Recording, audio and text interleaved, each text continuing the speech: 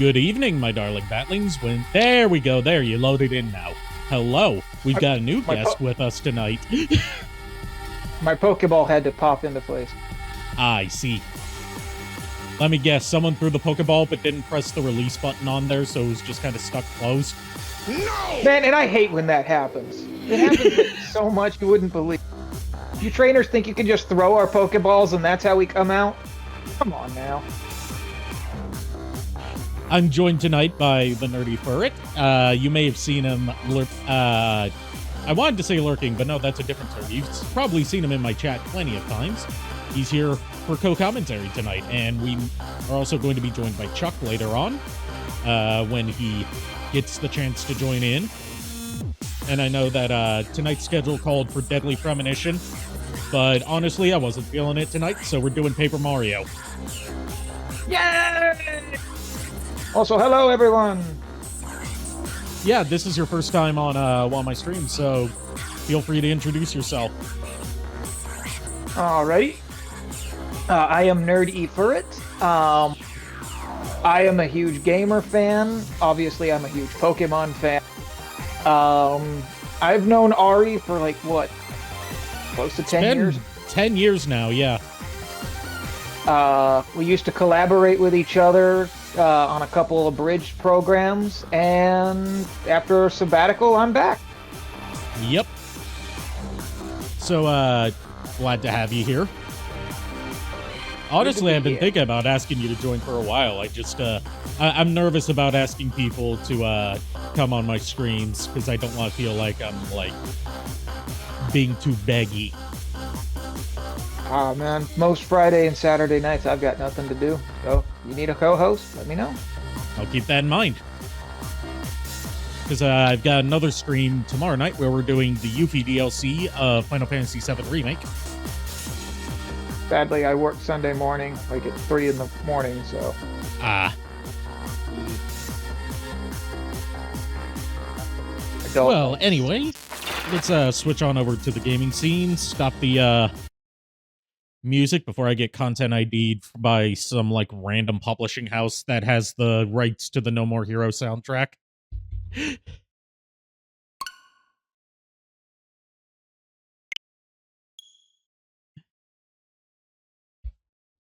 So I actually have a little bit of history with Paper Mario: The Thousand-Year Door in that I rented it as a kid. Never owned it. I rented it. I can't remember how far. I at least got far enough to meet like Vivian and Madame Fleury. But I have not played it since that rental period as a kid. And now that the remake's out, I'm very happy that there's a modern way to play this game. And I've never played any of the other Paper Mario games or Mario RPGs apart from Super Mario RPG. I've played almost all of them, but curiously enough, this was the one I missed when it first came out. Was it because it was a GameCube exclusive? That's the funny thing is I had a GameCube. I just, for whatever reason, could never get a copy. Ah, that's understandable. A lot of the ones that people are like, oh my god, this is like a must-have for the GameCube, were things that I could like never find in my local stores.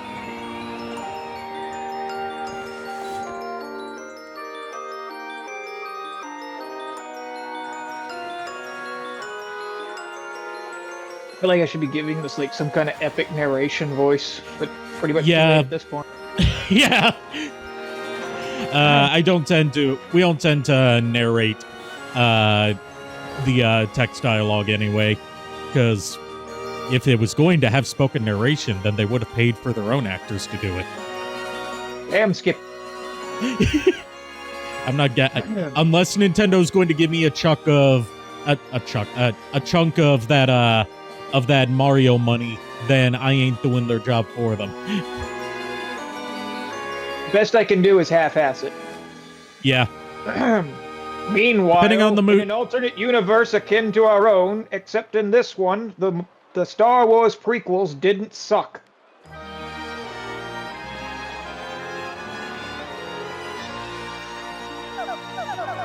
Depending on my mood, I might half-ass it, or I might even quarter-ass it.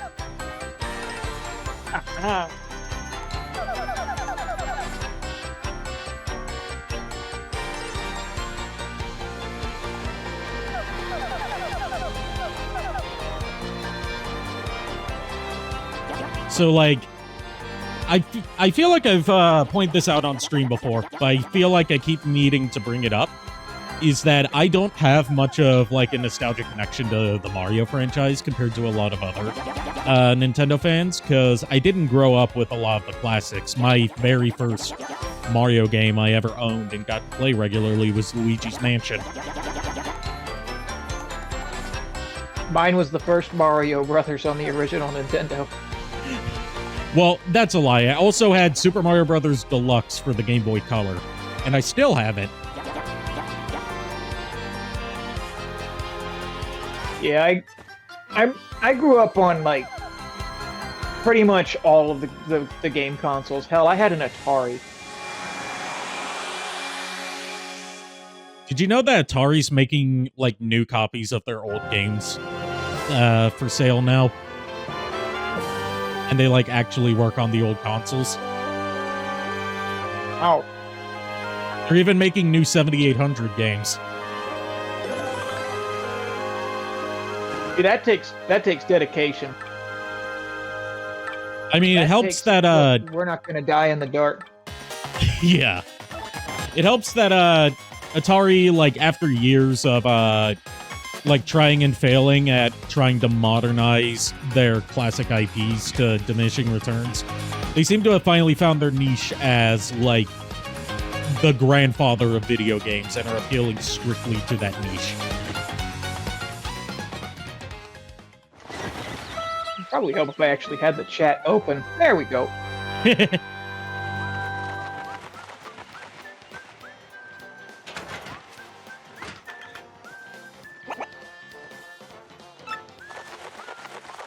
So, you know, with the recent Nintendo Direct, there's also that new Mario and Luigi, what's it called, Brothership game coming out, and that's going to be, like, the first Mario RPG we've gotten with the new Mario and Luigi voice actor.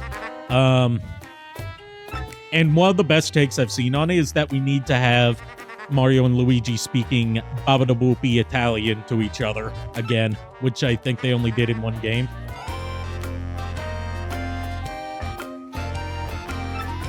Oh no. It took me a minute to realize what you were doing.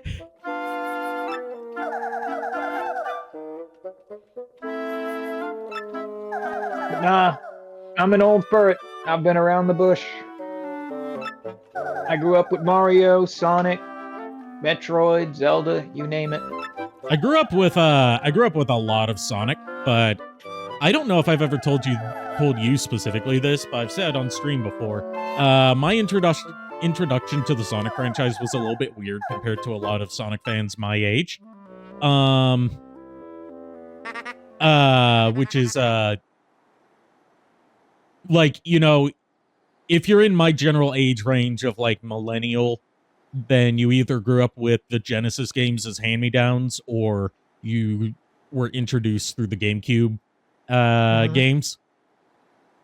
Me, I was introduced in the middle of that by going to Blockbuster, seeing deciding to back in the days when everything was on VHS, and being like, oh, what's this? The Adventures of Sonic the Hedgehog. This looks neat.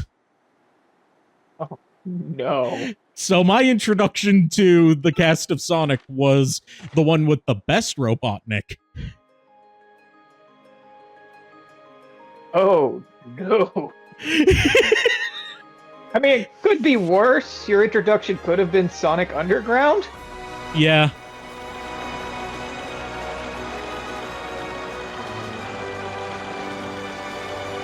And I've made sure to carry on the family tradition of Sonic fans by introducing my sister to Sonic at a young age.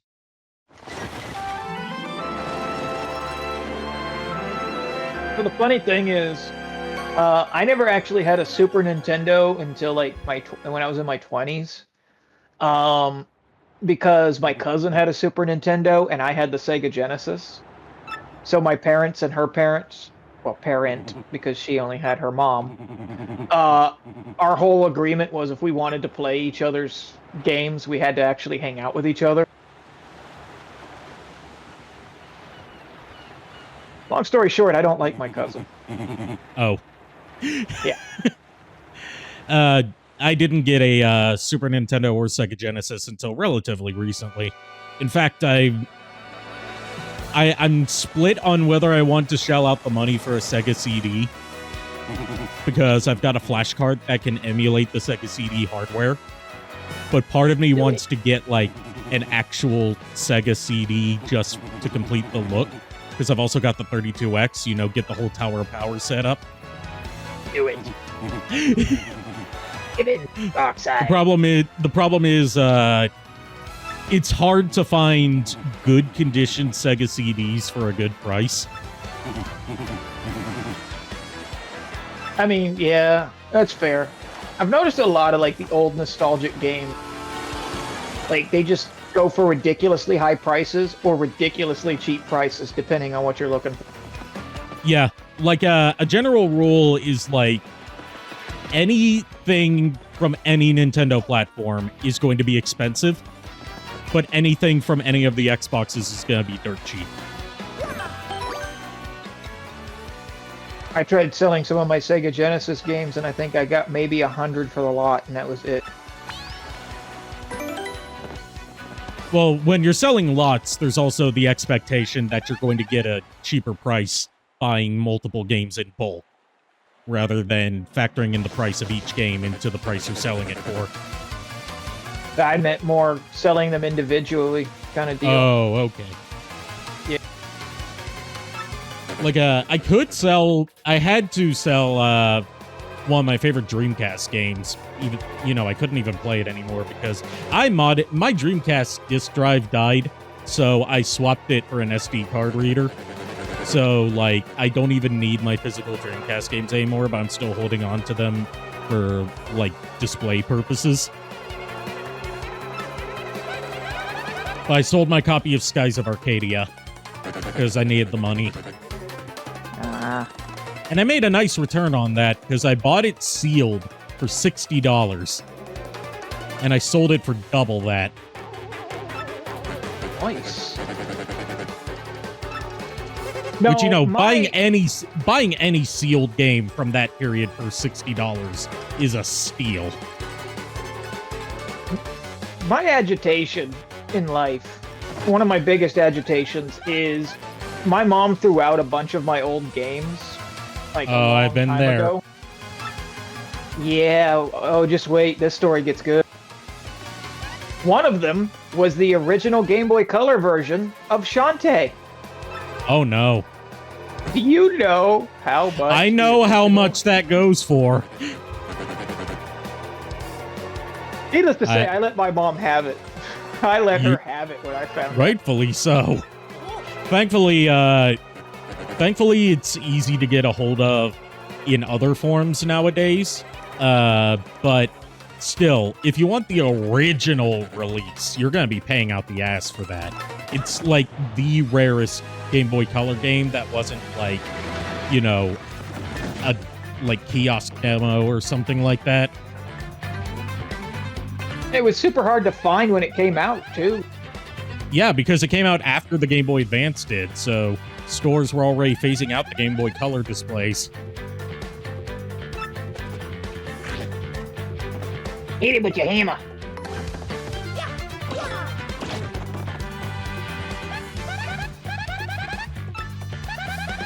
I look at this Lord Trump guy, and I just imagine him sounding like a Dr. Robotnik. I don't know which one, but one of them. The answer to that is yes.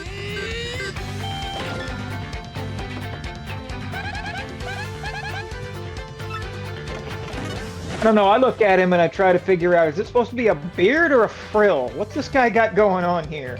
I can't tell. Or a very, very well-groomed mustache. Why not all three?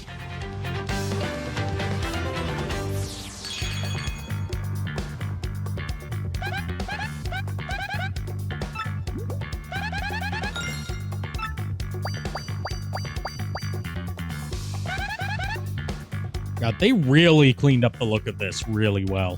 Not to say, like, the original Paper Mario The Thousand Year Door looked bad by any means, but they added a lot of extra detail to, like, the diorama backgrounds to make it look more like it's constructed out of paper and cardboard.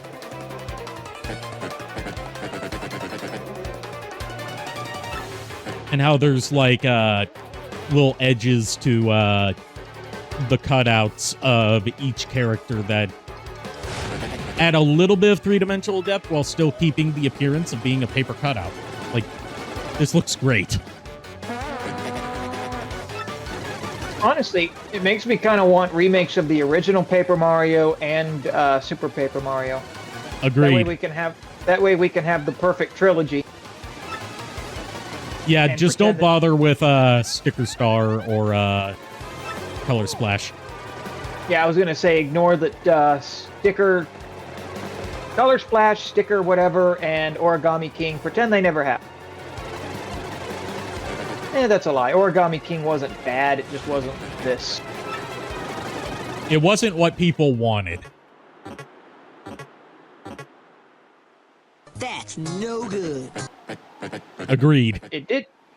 It did have the single creepiest villain reveal ever, though.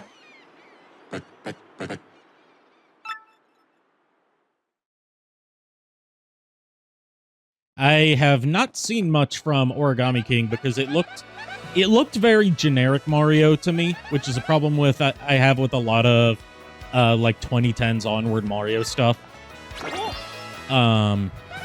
Like, it's not until recently that, in my opinion, Mario's been refining its identity as, like, you know, a quirky series, whereas a lot of stuff from, like, New Super Mario Bros. Wii onward felt more like the best way I can describe it is it felt less like Mario and more like Nintendo's answer to Mickey Mouse. Like, if you watch in the background, you'll see a beatdown going on. Yep. I love that. That is such a great little detail. Like, there's so much good humor in Paper Mario The Thousand Year Door. And it doesn't beat you over the head with the humor, either. I think growing up, my franchise was Zelda. Every time a new Zelda game came out, I freaked out.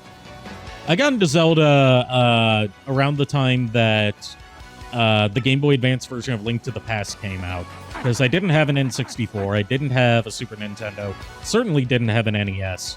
My first Nintendo console that wasn't a Game Boy was a GameCube. So I didn't own Wind Waker, but I rented it. I do still own both of the, like, Nintendo Power exclusive compilation discs, where, like, one of them was Ocarina of Time and Master Quest, and the other one was, like, the original Legend of Zelda, a Wind Waker demo, Ocarina of Time, and Majora's Mask. That's how I played Majora's Mask for the first time. And fell in love with it, even though that's probably the second worst way to play Majora's Mask.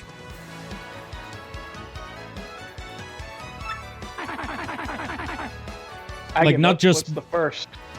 The first is, okay, you know, back in, like, the late 90s, early 2000s, where you'd go to a relatively nice hotel and they'd have, like, an N64 controller hooked up to the TV where you could rent games to play through their, like, accommodations. Like, you would rent, like, you would pay for them by the hour. Oh my god, core memory unlocked. They had Majora's Mask on one of those, and I can't imagine trying to play Majora's Mask where you're limited to 1 hour play sessions. Yeah, no, that you weren't even going to get past the first part. I say I can't imagine. That's how I first played Majora's Mask. And obviously, I didn't know what I was doing. And I didn't have time to figure it out. You see, kids, back in that time, you had to turn the TV on to channel 3. Otherwise, your game wasn't gonna work. You fancy kids today with your inputs. Yeah, and you only had at most 1 or 2 inputs on your TV. And they were most likely just composite inputs, so you got the second worst picture quality.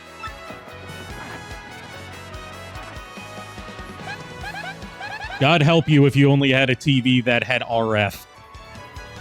Oh, Lord. Speaking of which, did you know that there's an RF adapter for the Dreamcast, and it's the rarest Dreamcast accessory?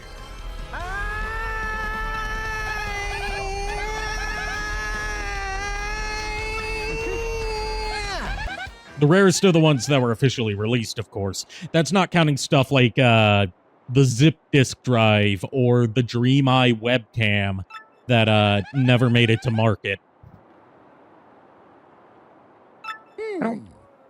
Weird part is, I don't remember having any fancy upgrades or anything for my GameCube. I think I just had like the just straight up GameCube. I just recently got a set of component cables for my GameCube because it took forever for people to figure out how to make third-party component cables for that. Because, like, before, the only way you could get the component cables, even back in the day, was by buying them off of Nintendo's website.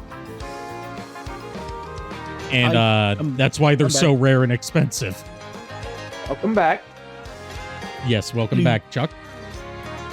Come back. And that kid was my poor attempt at doing a Professor Oak voice.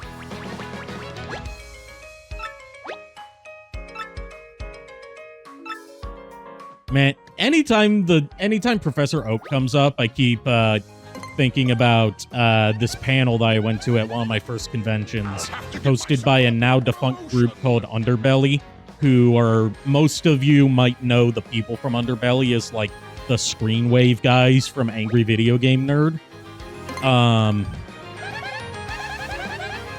But like it was a panel that they hosted called Pokeholics Anonymous, and they showed like one of their skit videos on there, which was like an introduction to the Pokemon world, hosted by Professor Oak's voice actor from the 4Kids dub. And like what I remember most about it, other than him saying like, every year millions of up-and-coming trainers are either killed or mauled while walking out into tall grass. And but besides that, the other thing I remember from it is like at the end when they have like, you know, the thing pop up that shows other videos you can click on, he just looks around the screen and then he whispers, "I'm not wearing pants." Man, Pokemon had the potential to be metal as F back in the day. Yes. If you've seen the manga, it could be. I have the original manga. That was one of the first mangas to just straight up kill off its entire main cast and not give an F. And it was for kids. Kids were built different back then.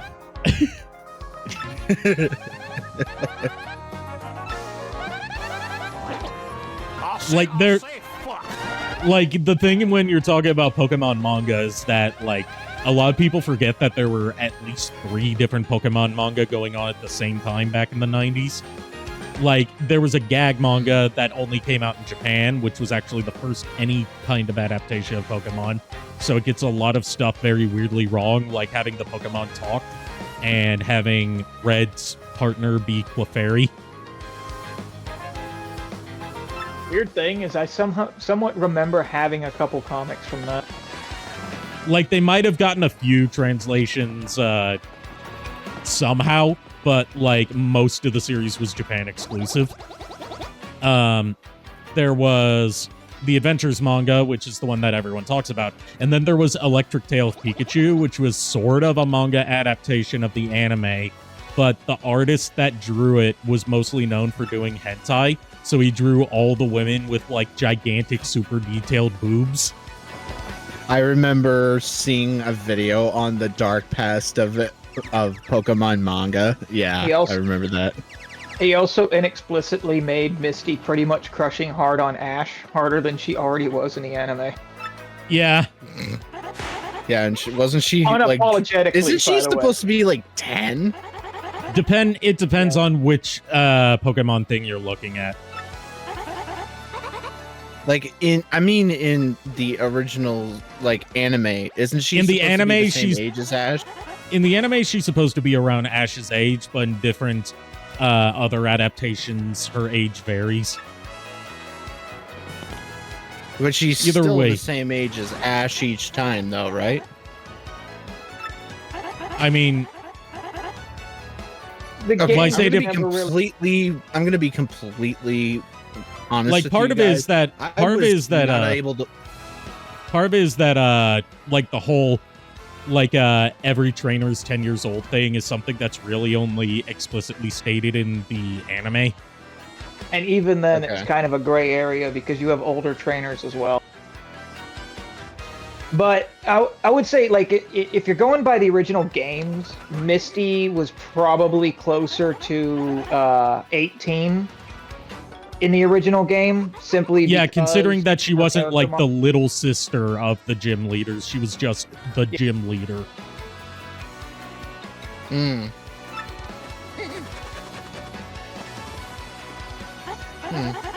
And the redesign she got for Heart Gold and Soul Silver further hammered in that she's supposed to be an adult.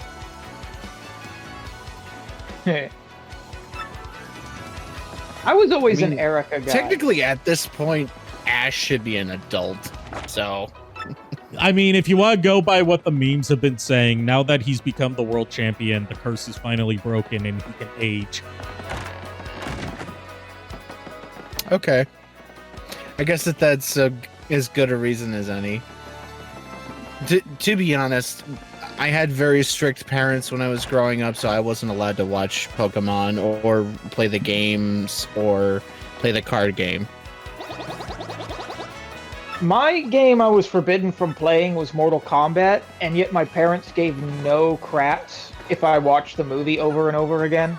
Well, the movie was PG-13 and wasn't all that violent. Too bad you will die. That was the sequel. I know. You know, I know. the best Mortal Kombat movie. Scene. Said no one sane ever. Finding I out love like how the there's just a backstory. noose in the background. You do Yeah, not there's see just that a in no- kids' there's games just a anymore. noose in the middle of town. Oh, yep. No, fun fact. You can actually you can kind of interact with the noose in this version. You couldn't in the original. It just stays stiff. Now you can make it Oh swing. my a god, little you bit. can you get yeah. You can. Dude. The thing is, like, people when this game was first announced, one of the first questions asked is, "Will the noose be back?" Because Isn't people there were also- terrified. Isn't there also a thing that was like censored in the international release where like on one of the street corners in the Japanese version you could see like a chalk outline of where a toad was murdered? Yeah. Oh yeah, That I was a think I thing. remember seeing something about that. Sadly, I think it's got cut from this, but don't. I quote me wouldn't on be that. surprised. I wouldn't be surprised if it got cut. Just to make it easier to localize internationally. Home refuge of this port of filthiness. Enjoy your stay. Never mind the piss stains. That sounded uncannily like Marge Simpson. I don't know if Me I'm or flattered Furret? or insulted. Chuck. I sounded like Marge Simpson. Yes. You sounded Oh, more yeah. like Marge Simpson than Marge Simpson's voice actress does these days. How many Marges have they gone through though? No, Just the it's one. just the one. It's just that she's having trouble doing the voice now because it's like a very grating voice on the throat, but she's still expected to do it. It's the same Well, thing. isn't with she Lisa like Simpson. 70 now? Something like that. 60 60s. something, but Okay. Yeah, 60 something. she was in her 20s when they first started. Yeah, and if you Okay, listen yeah, to the- how Marge sounded like as far back as the Tracy Ullman shorts, she didn't sound nearly as gravelly as she does now. No Bard. I was gonna say the same thing's happening with Yardley Smith, the voice of Lisa, where she's slowly losing the voice. I mean, these people have been That's why- voicing these characters for decades without any break, and they're getting older, and they're not going to be able to do these voices forever. Yeah. One of many reasons why I hope they just end the series soon. Give us Yeah. one more movie and call it. Give us one more I movie and think make it a feature. Make it a able to feature-length do that voice adaptation of for Steamed ages, though. Hams. What? Just give us a Steamed Hams movie to end it off. That's the best thing to ever come out of The Simpsons. Who's that? Who's there? Who wants me? Ah, yes, you. Now you, wait for it. Oh Just a God, moment. he really does Tell look me like now. Bernie Sanders. Let's He died. right. That's exactly what it's going for. Wait for it. Just a moment. It's not Goombriel. It's not Eliza Goom.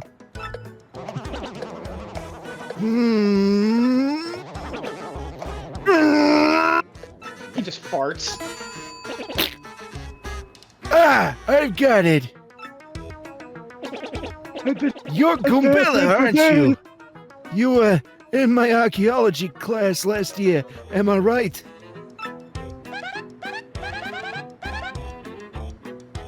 Come on, somebody's got to do Goombella. God, what voice should Goombella have?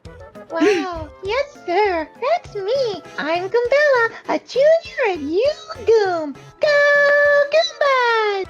I forgot that you're uncannily good at doing that kind of voice. You really are really good at that for it. Of course, I remember you now. Not to toot my horn, but you're pretty good at remembering. You though, you stick out in my mind because you were such an exceptional student. It's the gas. And that guy behind you is Woohoo! who? Yo, Professor Mario. No, this one. Oh, my apologies. I'm such a bookworm, I haven't a clue about what's hip right now. Give you a hint.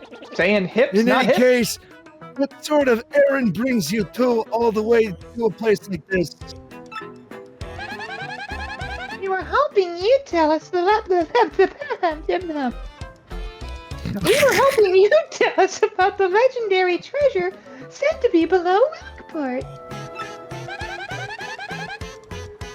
Thought if anyone knew anything about it, you would, Professor Franklin. Okay, I'm gonna switch to a Christopher Walken voice for this part, because I just want to do it. Of course, I know about it. The reason I came here was to study the very subject. But why do you tykes want to learn about the legendary treasure? First of all, motherfucker, No, I'm- I am not a tyke. I am probably like 20 years her senior. I'm gonna switch back to my Bernie voice. You know, that was the most. You know, that was most said. It's a little. Wait, what? You know that most say yeah, it's a okay, little. sorry. You know that most say it's a little more than a fairy tale. You know, don't you? Distant historians have to search for the truth in those fairy tales, though.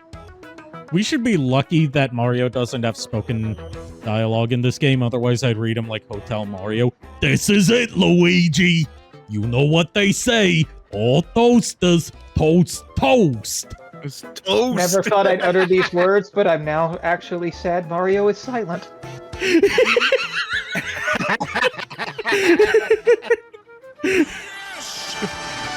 Whoa! Me, I believe the legendary treasure truly doesn't exist, and I really want to find. Good point. Sorry. Hold on a sec. I'm still in my walking voice. Good point. And well made. In that case, I'll cooperate with how you... Damn it. What is wrong with my tongue right now? I'll cooperate with you however I can. First of all, we should start by addressing just what the legendary treasure is. Some say it's an infinitely vast treasure hoard, while others say it's a magical item. Some Meanwhile, books say Gumbella's it's just doing a little actually a pig. monster, while still others claim it's an empty chest. So many different theories. Obviously, it's impossible to divine the truth among them. But all agree on one point. To find the treasure, you must have the crystal stars. The crystal stars? To find the treasure of yore, take the 7 crystal stars to the 1,000-year door. That's how the old saying goes. And with a rhyme that solid, it must be true.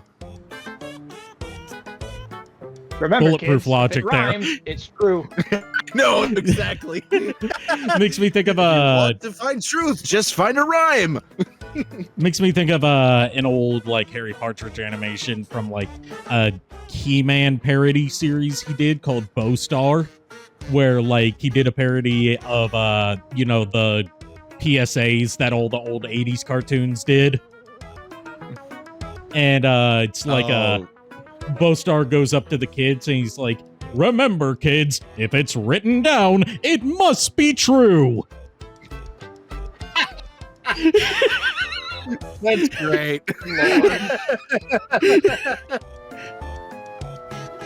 Remember, kids, the winners write the history.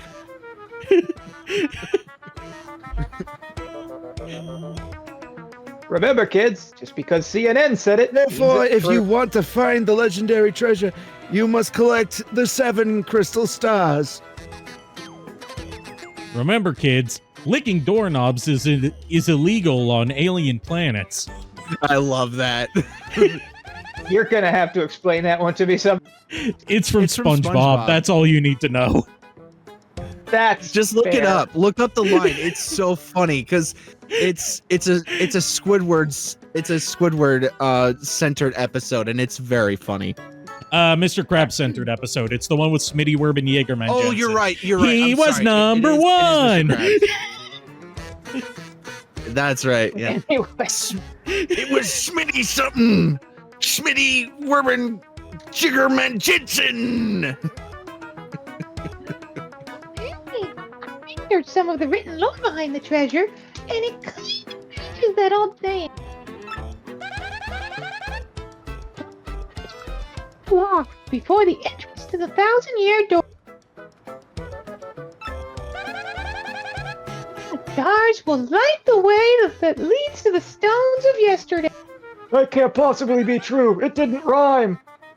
The stones of yesterday. Rhymes the truth. Rhymes the truth. Rhymes Going are. to the crystal stars. It's only true if it rhymes. That's why the greatest philosopher of all of history was Dr. Seuss. Ooh. You know, make it rhyme. Seuss. Dr. Seuss. I've been over this on stream before, but just to ruin your day, Dr. Seuss, according to all the people that knew him in real life, didn't pronounce Seuss as Seuss. He pronounced it Seuss because it's a German name. Really? Yes. Okay. Okay. I didn't know that. That actually, you know, it actually makes sense that it would be spelled that way. Now that I think about it. How German is so weird and backwards. And by extension, that means that the Broadway musical Seussical the musical should technically be called Soysicle the Moisicle. Musical. I was thinking the same thing.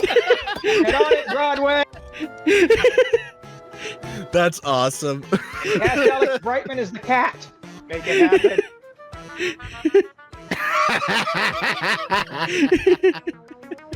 That would be great.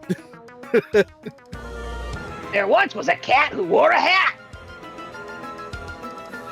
All right. Fur, did you do this? I did. Kubala? Okay. I did. It must be. And we're in luck. It seems the 1,000-year door is located somewhere beneath this very town. Yet the critical piece of the puzzle, the magical map, is lost. If only we had that map. Wait. But we found it, Professor. Or, well, not we exactly. Theo has the magic map. Oh yeah. This voice is both a blessing and a curse. What? What did you say then? The hibbity, hibbity, hoobity, humbly, huffla, hoofla. Really?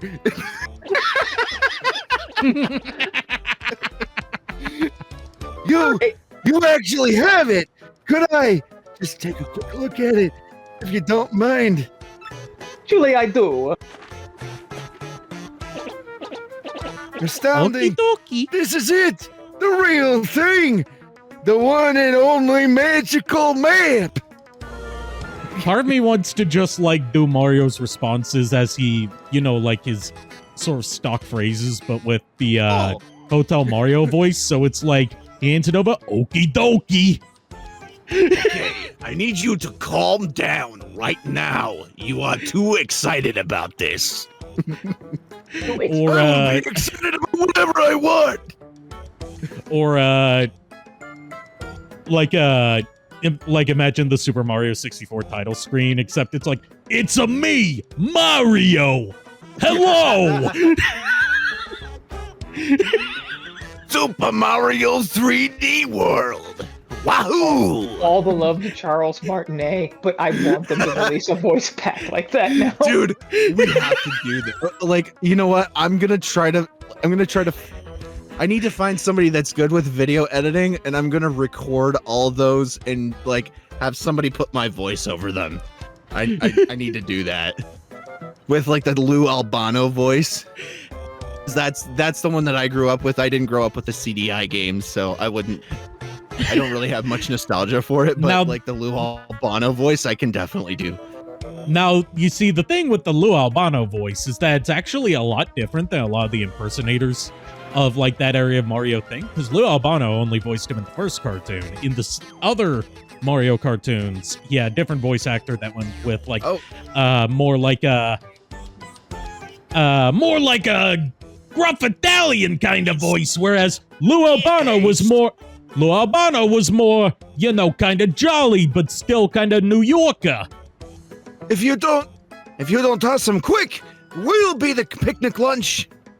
Yeah, Okay. that's the Lou Albano, whereas like Yeah. the one that people like, Vinny from Vinesauce do is from the Super Mario World cartoon, where it's like it's a stone, Luigi. You didn't make it. It's a football. I chiseled it. Isn't the original Mario cartoon, isn't that where Toad also originally had the weird gravelly voice that you couldn't tell if he was squeaking or graveling? Yes, by complete coincidence, that ended up becoming the official Just what Toad I voice was that they eventually warning. settled on. Fun fact, Samantha Kelly, who voices Peach, is also the voice of Toad and Toadette. Oh, actually, she actually made an appearance in the Super Mario Brothers movie. As Yeah, and the commercial at the as beginning. The commercial lady. Yeah. Yeah, she was in. She played that woman in And- the commercial. I can't remember his name, but the voice of Bowser actually voices the Koopa Troopa that cheers and gets turned to a bone. Did you know there's also a mostly lost King Koopa show that only aired in like very specific parts of California, and only like 2 clips of it have found its way online? Really? It's called King Koopa's Cool Cartoons, It was supposed to be like a afternoon, like after school cartoon block where he showed just different cartoons. It was hosted by a guy dressed up as King Koopa who was apparently like really scary. Like all the kids in the audience were dressed up as Koopa Troopas, and like when I say he was apparently really scary, like there's a story of like behind the scenes, like one of the kids was getting on his nerves and he was like, "Hey, cut that out. I know where you live." Oh man. You son, oh my hero. You're great, fantastic, wonderful even. You're good, great, awesome, outstanding, amazing. Other words that mean this. Yes. Correct. With this, I just had to do the plankton correct. I had to do that. I don't know. I never thought With this map, we can locate the crystal stars just by holding it up in front of the 1,000-year door. Right on, Professor. Good golly, what are we doing just sitting here then? Goombella, Mario. Let's take the magical map to the 1,000-year door. That's not a sentence you could say in normal Oh. conversation. We must go this instant. I'll lead the way to the sewers underneath the town. Okie dokie. Just keep Oh, doing he's that, a dude. crackpot. Honestly, Oh, we it should have would be warned you funny if before just we went kept in. doing it.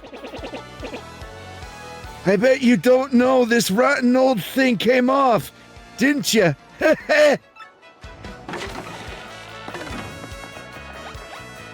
Yeah, that checks. I love how it just falls. Like it doesn't fall on the ground; it just falls into nothingness. Yeah, it just falls off of. It off falls the out of floor. reality. Yeah. Incidentally, I love the We little can use this detail. pipe to get down to the undercity streets. I love the little detail on like the inside of the pipe where you can see the brown of the cardboard. Yeah. Oh yeah, yeah, you can. Come on, both of yous. Let's get moving.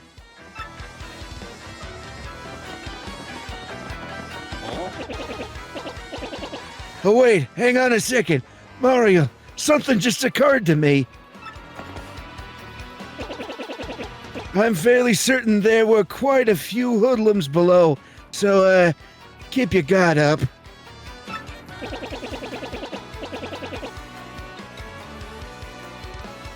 Would you two like to practice your action commands? Good call. In that case, let's have a little practice session. Goombella, you can be Mario's opponent.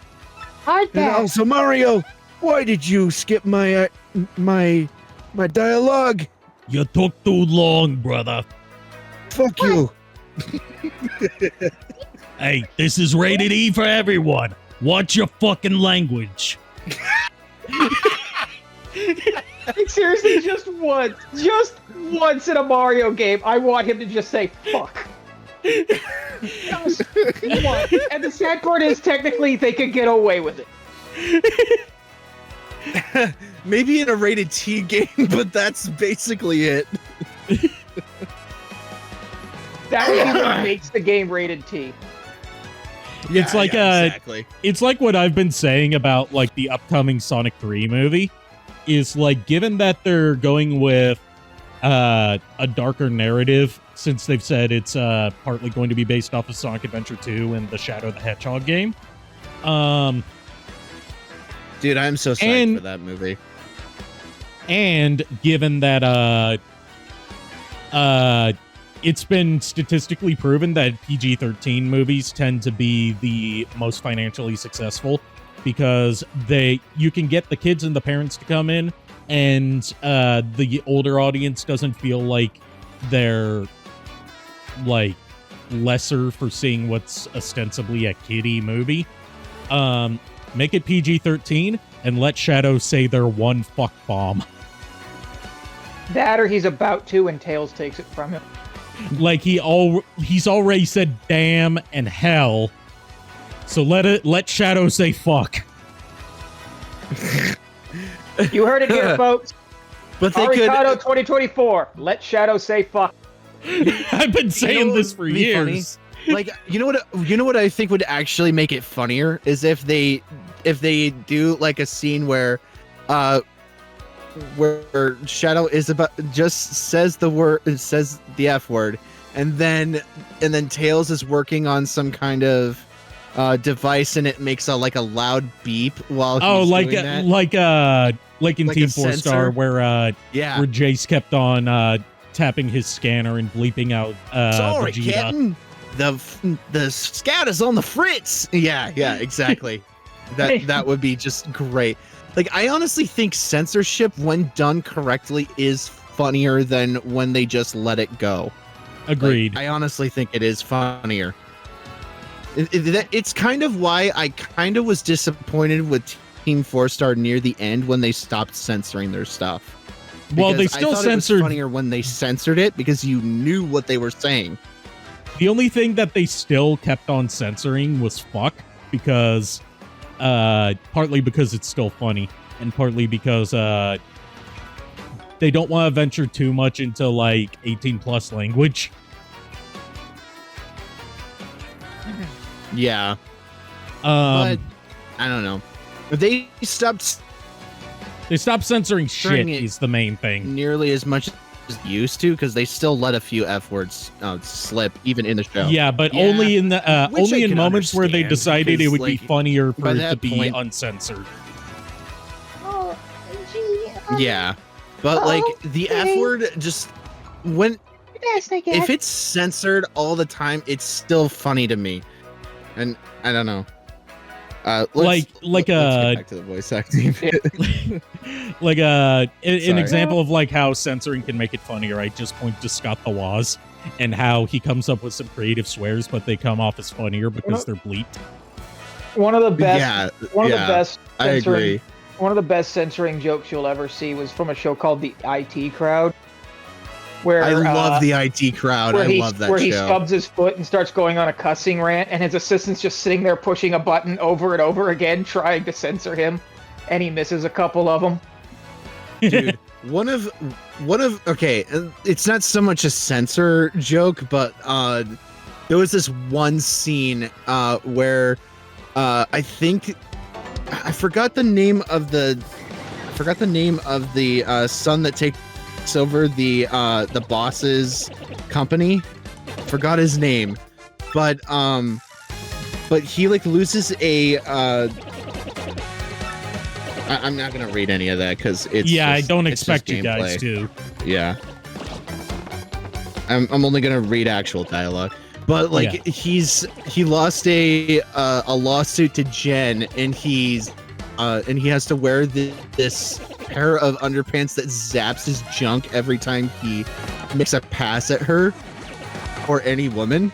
And it stops working correctly, so it keeps zapping his balls, and he has to have Roy fix it. And like it looks, they're having the company is having like a tour for like religious organizations, and there's like a bunch of nuns and brothers walking in the hall, and they're walking into his office. Roy is fixing his junk zapper, and it's a very compromising position. It looks like he's giving him a blowjob, and then they walk in, and he's like, "Fuck off!" It's so funny. Oh man, you would have to watch it. It's just I can't do it justice by explaining it. You just need to watch it. It's so funny. I mean, that was IT Crowd in general. That's the one where like they have the tiniest office fire ever. and they all just and like the number is like super I'll complicated. go crazy. Like the number to call instead of like 911 is like this really long, super It's complicated. 199. So they give up. So he gives up and tries to send an email. Fire! Oh yeah. Exclamation Oh, I mark. do remember Fire! that. I do remember. Look forward to hearing from you. Dude, Moss is like low-key my favorite character from that show. Right, no, that doesn't sound urgent enough. Better add more exclamation marks. Could you add more explanation than just that, Roy?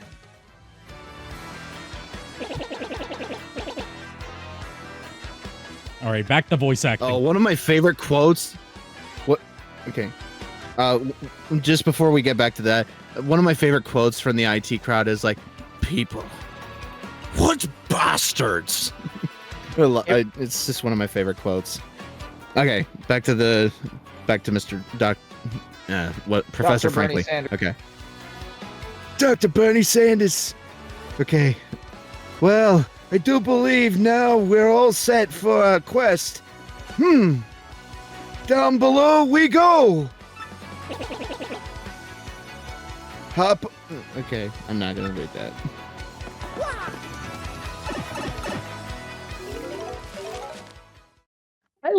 For some reason, it's a weird thing to me that I both love and hate whenever video games break the fourth wall like that.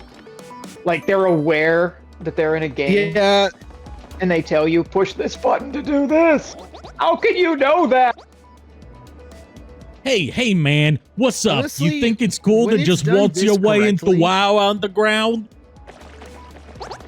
Typical, you surface level snobs are so stuck Typical, up. you Ooh, I get to see the sun. I like to breathe clean air. Ooh.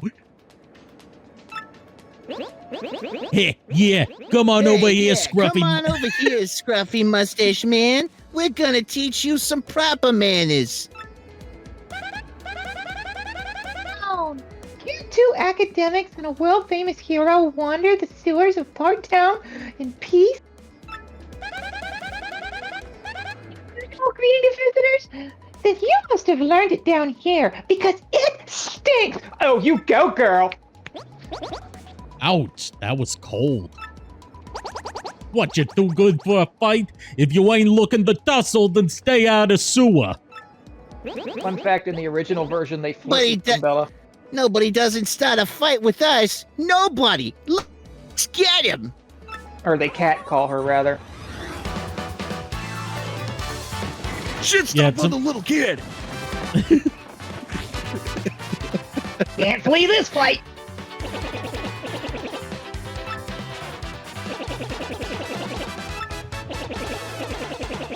Yeah, do some fighting stuff. Jump. Hit him with a hammer or something like that.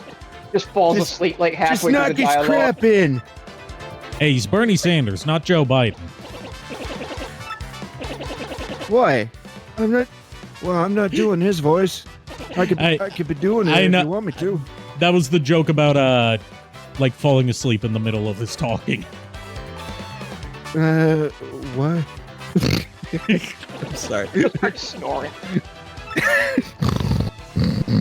Where am I? I could kick his ass.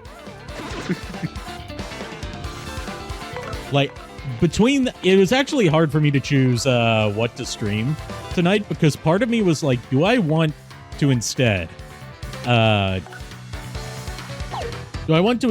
stream Conker's Bad Fur Day? Did I see the link? Oh, damn, I missed the you just have to QTE. press the A. It's Yeah, I was honestly reading really easy I was reading a move. chat message. Oh, sorry. Did I see the link you posted the other day about Gladiator Megatron? I can't remember. This week's been kind of a blur to me. I saw one of my friends sent me a picture of the new Orion packs they're doing, or as he likes to call it, Coptimus Prime.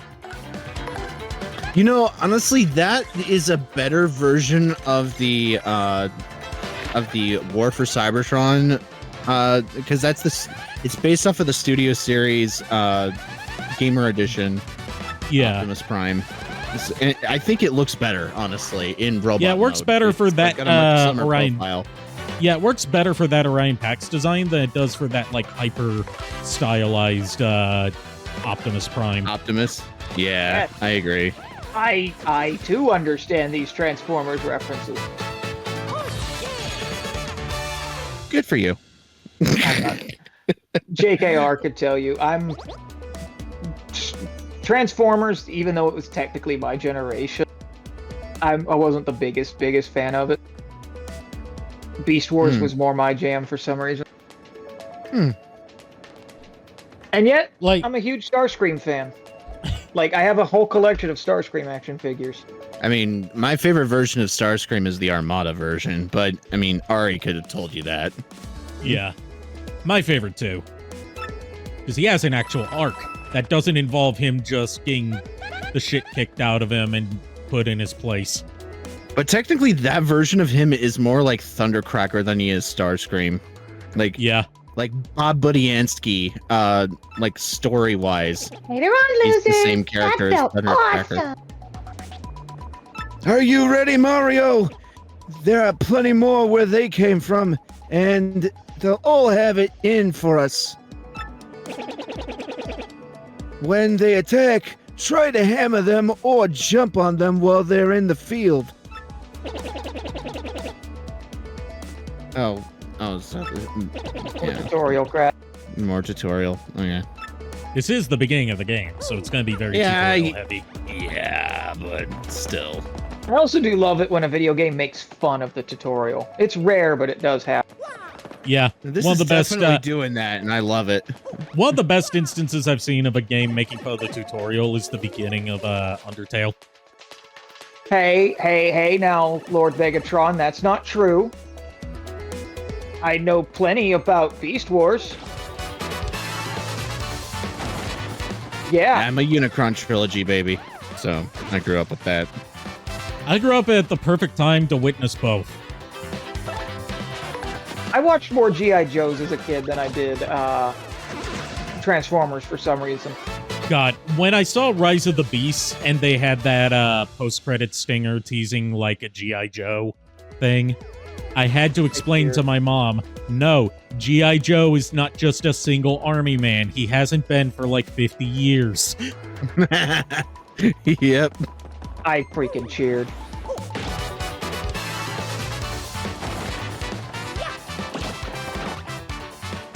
I do like oddly enough, I do like the live action movies and know enough about them. Except Last Night. That one can go burn in the fires that forged it. Honestly, The Last Night, while I agree with a lot of people that it is kind of boring, I like it more than Age of Extinction. I mean, it's Age of automatically Extinction was it's just- automatically better than Age of Extinction solely because it doesn't have a scene dedicated to why it's To- okay for a 20-year-old to be in a relationship with a 17-year-old. Yeah, exactly. And it gets worse when you find out that said 17-year-old who gets plenty of like camera shots focusing on her legs and ass was 16 when they filmed that. Mm-hmm. What the hell, Michael Bay? Yep. I mean, literally all you had to Yeah. say was Michael Bay. I mean, the dude This was is- a this is the porn dude who- this is director the before dude- he was an actual director, so... Yeah, and this is also the dude who went out of his way to try to overly sexualize Megan Fox. Who Yeah. was 17 at the time of filming the first movie. Yep. Still underaged. There's a reason she left. Oh, yeah. Yeah. And I do not blame her for it. At all. In fact, I actually applaud her that she had the guts to stand up to him. Not many actresses do that. She basically, like, I say this respectfully, she basically threw away her Hollywood career for her dignity, and that's respectable.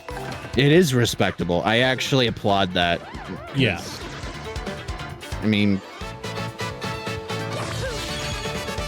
so many Hollywood actresses don't have their dignity anymore, and it's Yeah. kind of sad.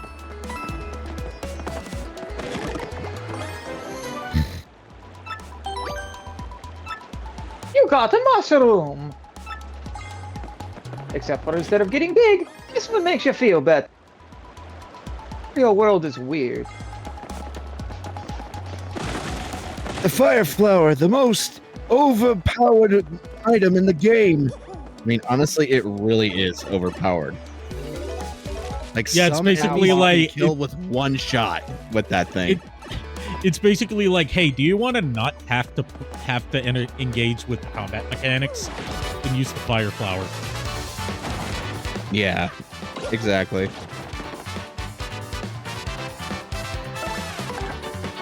It's a jump. Woohoo! Waha! Let's a jump. Yoo-hoo. Woohoo. Yaha.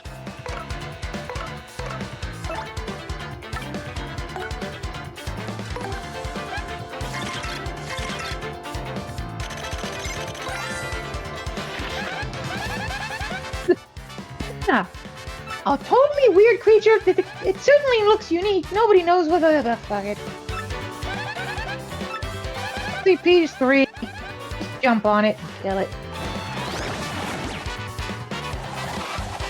Hey, Mario, Why are you don't asking die me, there. Lord Megatron? I didn't participate in any of those.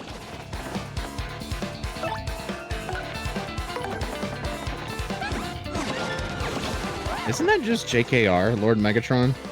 Yeah, Okay, I thought we go so. back and forth between calling him that depending on whether he's on call or whether he's on in chat. Okay.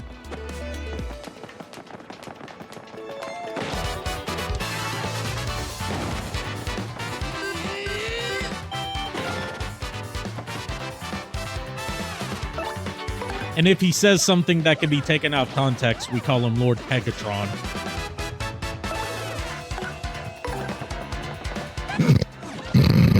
And he still hates it to Oh, this no. day. Not that. You what? He still hates it to this day. But it's his fault for starting it. I would imagine so. I would imagine so. Kind of a degrading name. You said Lord Tekatron? Lord Pegatron. Pegatron. Oh, Oh, yeah, he told me that. It all started from when I was streaming the first episode of Strong Bad School Game for Attractive People. And, like, me and one of my chat members were, talking about, like, a hypothetical squirrel football league, because that was something Homestar mentioned. And, I love it that you know who Homestar Runner is. Like, I know... I'm in the not able to prime relate with many demographic people. to have grown up with Homestar Runner, so of course. I was in that age that grew up on the internet with like Newgrounds and albino black sheep. But like JKR was my co-commentator that night. And he said, "You know, I never pegged you for a football fan." And I said, "You've never pegged me at all. I don't like you that way." Oh my. Checking on the emails. Checking the email. Did you know they're still making Homestar Runner cartoons? I still- heard that they are, but it's mostly just the Strong Bad emails. Not even that. They just like they've been doing mostly like seasonal. I've been here since waiting a long time for the hero to come by. Like they haven't done a Strong Bad email in a few years, but they've been doing like the occasional like Halloween short or like just random cartoon when they have time, because they're both working in the animation industry now. Oh, they are? Yeah, like they worked on Gravity Falls, they worked on the Aquabats show, they worked on Yo Gabba Gabba, they worked on a like short-lived like commercial break series for Disney Channel called Two More Eggs. I had no idea. That's really cool. That's part of the reason why Homestar Runner went on that long hiatus. Oh, I didn't know they worked on Gravity Falls. That's freaking awesome. that's Yep. one of my favorite shows, actually. So that's actually kind of So- cool to know that. The voice I used for whatever the hell we named the computer in the Pokemon Abridged series that never happened. Cloney. I based it off Bill Cipher. Compy! Cloney, yeah. I named him Bill. I based him off Bill Cipher. Hey there, Another- guy. Could you not? I still haven't seen much of Gravity Falls, but like one of the neat things I know is that there's a rejected musical number for the finale of Gravity Falls, which would have been done by Neil Cicierega. It's called something like It's Gonna Get Weird. The finale of that show actually had one of the darkest lines Weird ever spoken in a was Disney movie. so dark. It was so dark, dude. Dude, it had one of the darkest lines in Disney history, and it comes from Bill Cipher. It's like he turns into this like giant mutant freak version of himself, and he goes, "If you'll excuse me, I have some kids to make not alive." Yep. That was, yeah. Meanwhile, Dude, the only it's thing been- I've it's ever been some whiles. the only it's been thing some I've time ever since seen I've of Bill seen the only thing I've seen of Bill Cipher is like a cameo he did in an episode of The Simpsons where like his only line is "Buy crypto."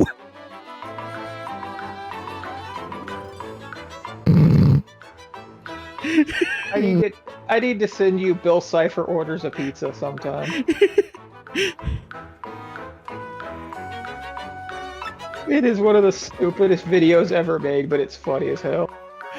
If you want to see the stupidest video ever made, look at the April Fool's video that I did for Transformers Armada Bridge, where it's just Sideways and Starscream and reenacting the boneless pizza meme. Okay. It's basically just a couple minutes of me talking back and forth to myself with intentionally shitty editing. But I still went through the trouble of characters. Yes. Okay. And I still went to the trouble of applying the vocal filters for both of them, even though I really didn't need to. All right. Well, Um, dude, I was gonna finish it. Oh, sorry. Hi, Sally. Yeah, Mario. A word with you. I'm not exactly confident that we can trust this chest.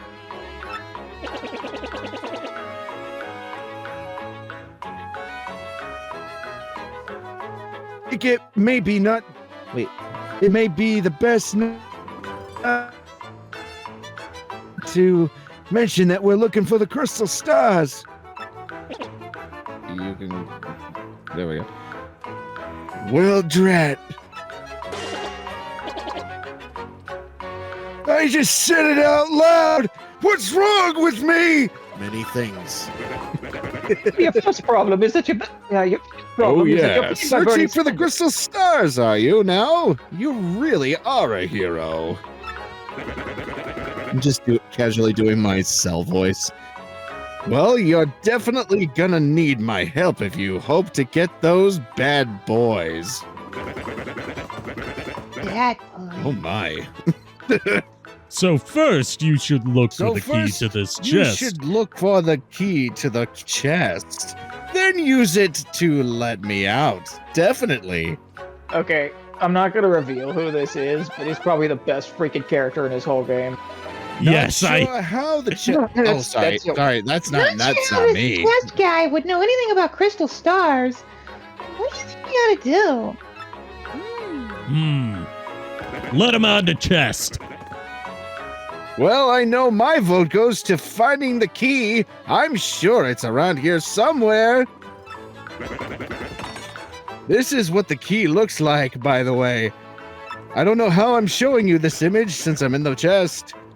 Come on. Being stuck in a box is no picnic. I'm counting on you, oh great legendary hero. I mean, it should be obvious how he's communicating what it looks like without being able to physically show it to him. Have you noticed that there's no voice acting? They talk through speech bubbles. Yes. But yeah, when you And see this mumbling. when you see this character, he's single-handedly one of the funniest characters in this whole damn game. And I'll tell you This why. had better when it's live done. up to it. I'll tell you why when it's done. Why he's one of the funniest.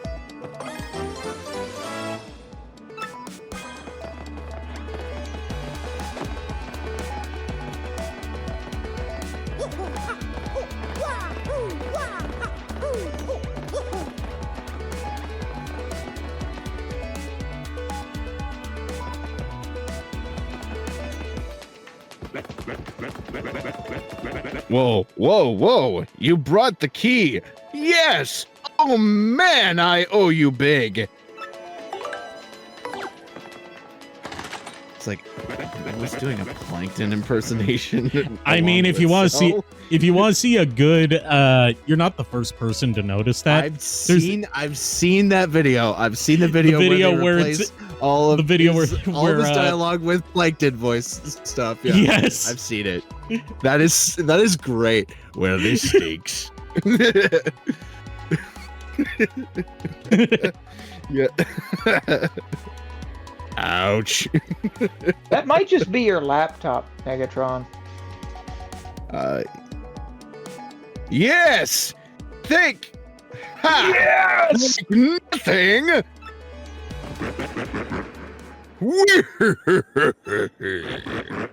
Fools.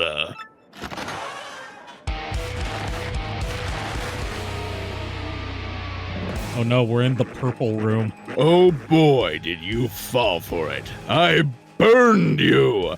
What did you think I was gonna help you? Instead, I'm gonna spread a little bit of suffering I've endured in this stupid box.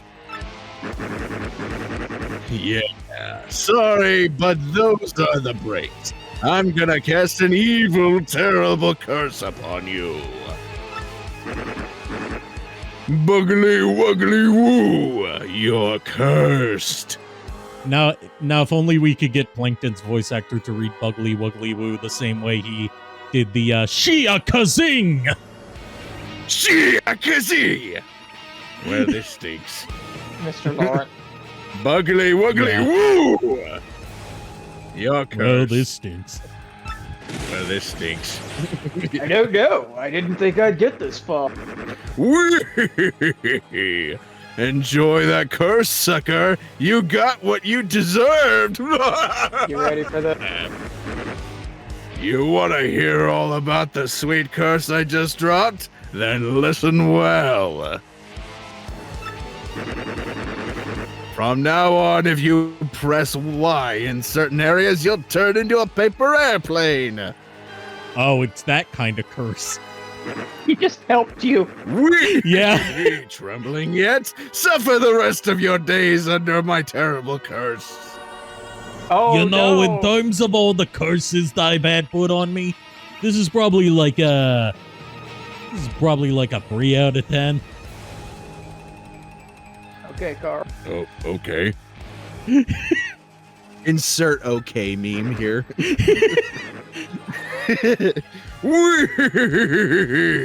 Oh, I can't help but chortle.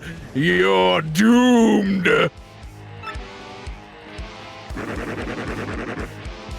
The curse is pretty rough, I guess. So I suppose I owe it to you to explain it. Ready? If you stand on the airplane panel like this one, the floor will start to glow.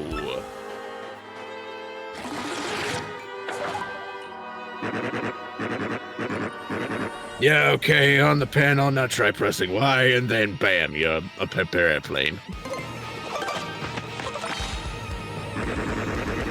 Oh no! Don't. You'll control help me your in my tiny quest. paper.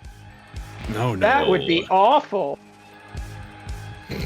Just keep going. I'm not gonna say anymore because it's just full on tutorial now.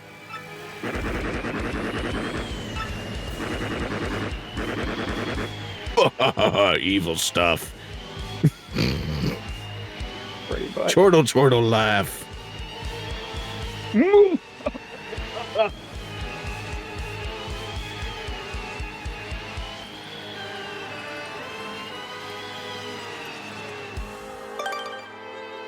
Just say, when does it end? Press B to deplane.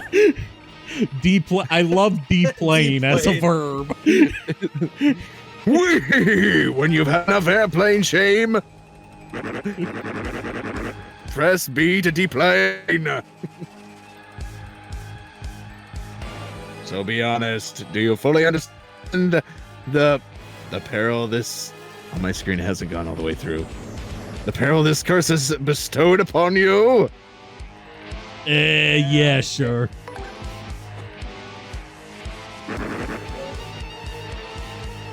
Farewell, you foolish fool. Foolish.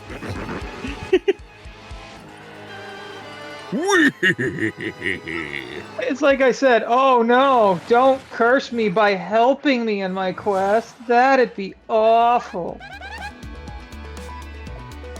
Oh, yes, wow. What was that guy's beef? What was Speaking of- that guy?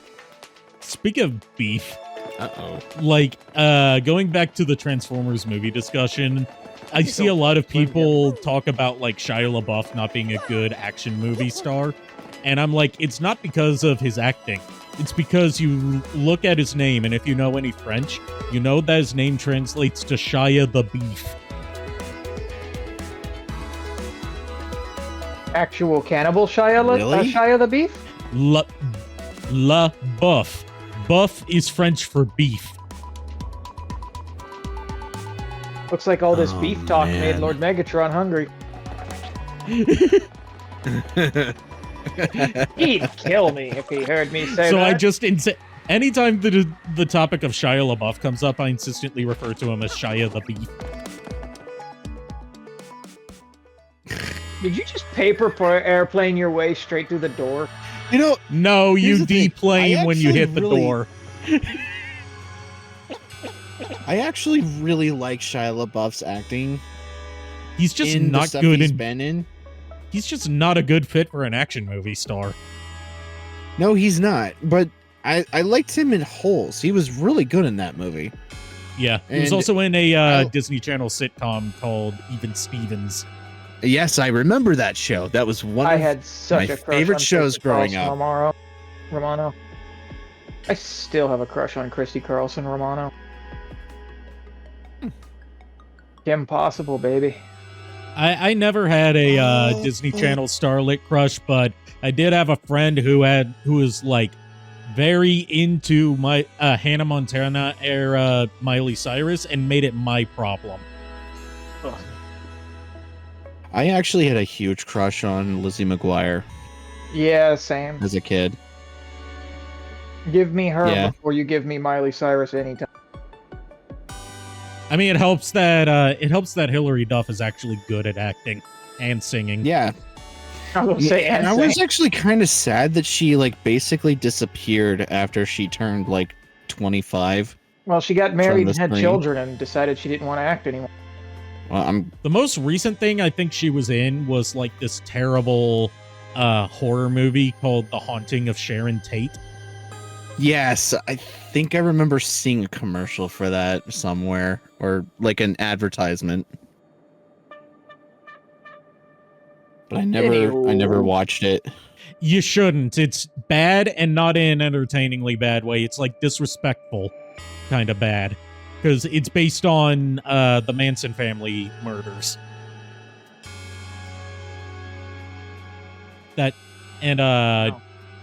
It's like adding supernatural elements to a real life murder.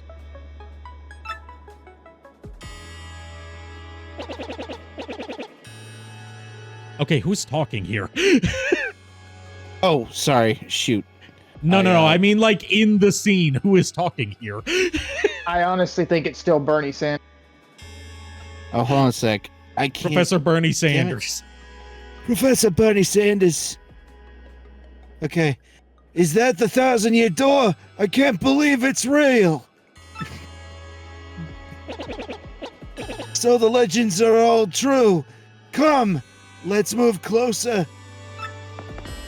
Like towards the door, or together. Either way, Mario doesn't judge. My new headcanon for my new headcanon for Mario and Sussy situations comes from one of the recent Dubas Goobas videos about Paper Mario: The 1,000-Year Door. I Where, actually really uh, like Dubas Goobas. He's funny. Like it was the one where Vivian tries to explain to Mario that she's transgender, and he doesn't pick up on what she's trying to say. And it's like, I wasn't born a girl. No, you were born a shed. You were born a ghost. Very spooky. No, Mario, I mean, like, I wasn't born a brother. Why wouldn't you want to be a brother? I love being a brother. And they pulls Luigi out of nowhere. No, I mean like my sex. Mr. Miyamoto lobotomized me, so I never know what that word means. Woohoo! My favorite thing by that. To look up this video. This sounds hilarious. My favorite thing by that guy is when he does the Bowser Jr. wants it Ouya. Oh yeah, I watched his video on Sonichu with oh yeah, Sonic meets Sonichu. Chris Chan had just gotten out of jail when he was writing the video. Yeah. Oh boy. And I love how he just ends it with like the guy's out there. then Vivian grabs Mario and is like, Mario, I am a trans girl. Oh, that's okay. Mario loves trains. A choo-choo. See, this is recent. Yes, like a couple weeks ago. I didn't realize I knew he was still making videos. I just didn't know he was back. I thought he went on a sabbatical for a little bit. He did, but then he came back, and his most recent video was about Vanilla the Rabbit from Sonic. Wait, you mean Cream? On? Cream's mother. Cream and Vanilla? Yeah. Yeah, it's about Cream's mother and how I love how the door has a cutout for her boobs. Yes. It was so distracting. I didn't focus on anything but the door the whole video. I'm just like, why is it shaped? Oh shit! Really? So like in the Paper Mario video, after that, Luigi pulls him over and whispers Italian gibberish. Oh, you are a shadow, not a ghost. Oh, you're a transition to a girl. And that doesn't bother you? It's a okie dokie. I'm so relieved. My sisters used to call me a creature. It's okay, Vivian. Everyone's a creature. Even Mario sometimes likes to dress up as a cat sometimes and eat out of the kitty bowl. God.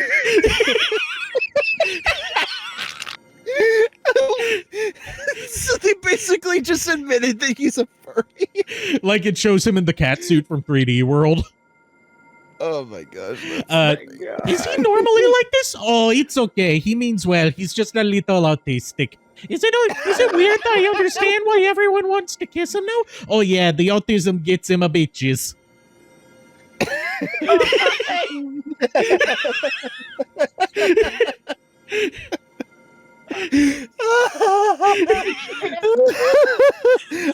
I love that there's a line in there. It's like, Mr. Miyamoto lobotomized me, so I don't understand.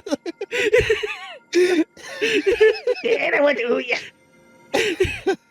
Okay, for it, go ahead and do the Professor, what's going on? Yeah, I half-assed. Hey, I don't know. When your powers combine, I'm the map, I'm the map, I'm the map, I'm the map. Oh no. We don't talk Dora about the Explorer. map. No. Please tell me you've seen Demented Dora the Explorer. Nope. And I've never seen Encanto either, and I've never heard We Don't Talk About Bruno. I've seen Encanto too many times to be honest. I did like the movie the first 2 times I watched it, but then my sister watched it like 20 more times afterwards, and I was forced to watch it every single time. And I also still haven't seen Frozen. Wow, you're lucky on that one. Kingdom Hearts 3 made sure that I never wanted to see Frozen. We don't talk about the Frozen level. Nobody talks about the Frozen levels. Honestly, the first movie is good. The second movie was unnecessary. I'm Great. going to make a lot of enemies out of the audience for that because I know a lot of people really like that movie, but I thought it was extremely unnecessary to make that movie. Like I thought that the first movie ends off perfectly fine. It didn't need a sequel.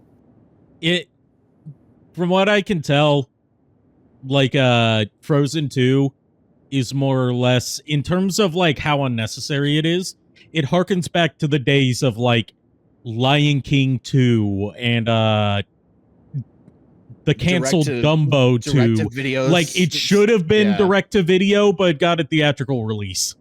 Yeah. And somehow got all of the original voice cast back, which is also incredibly rare. Yep. Oh, like in the case of Aladdin 3, where they got Robin Williams back.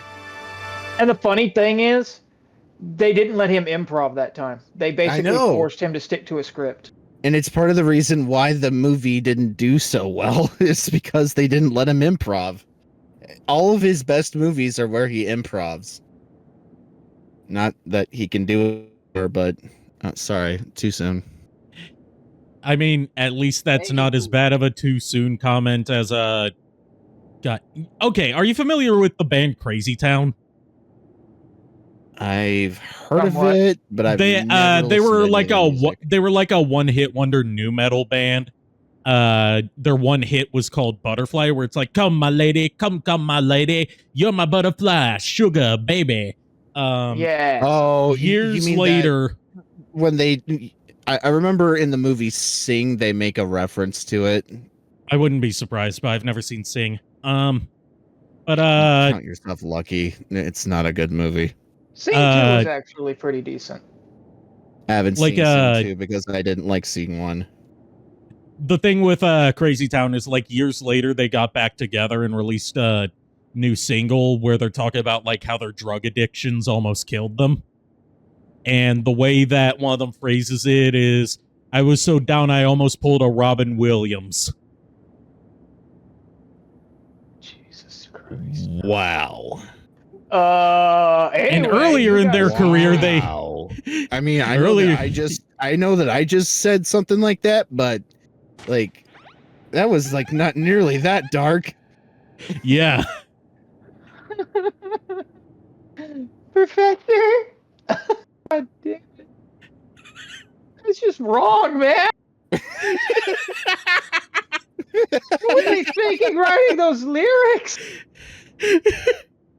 It wasn't the first time that they made a reference to a beloved celebrity recently taking their own life as a punchline for a verse. An earlier song of theirs said, "Crazy Town, we strike like Deep Impact, we leave it hanging like NXS," after the lead singer of NXS had recently hung himself.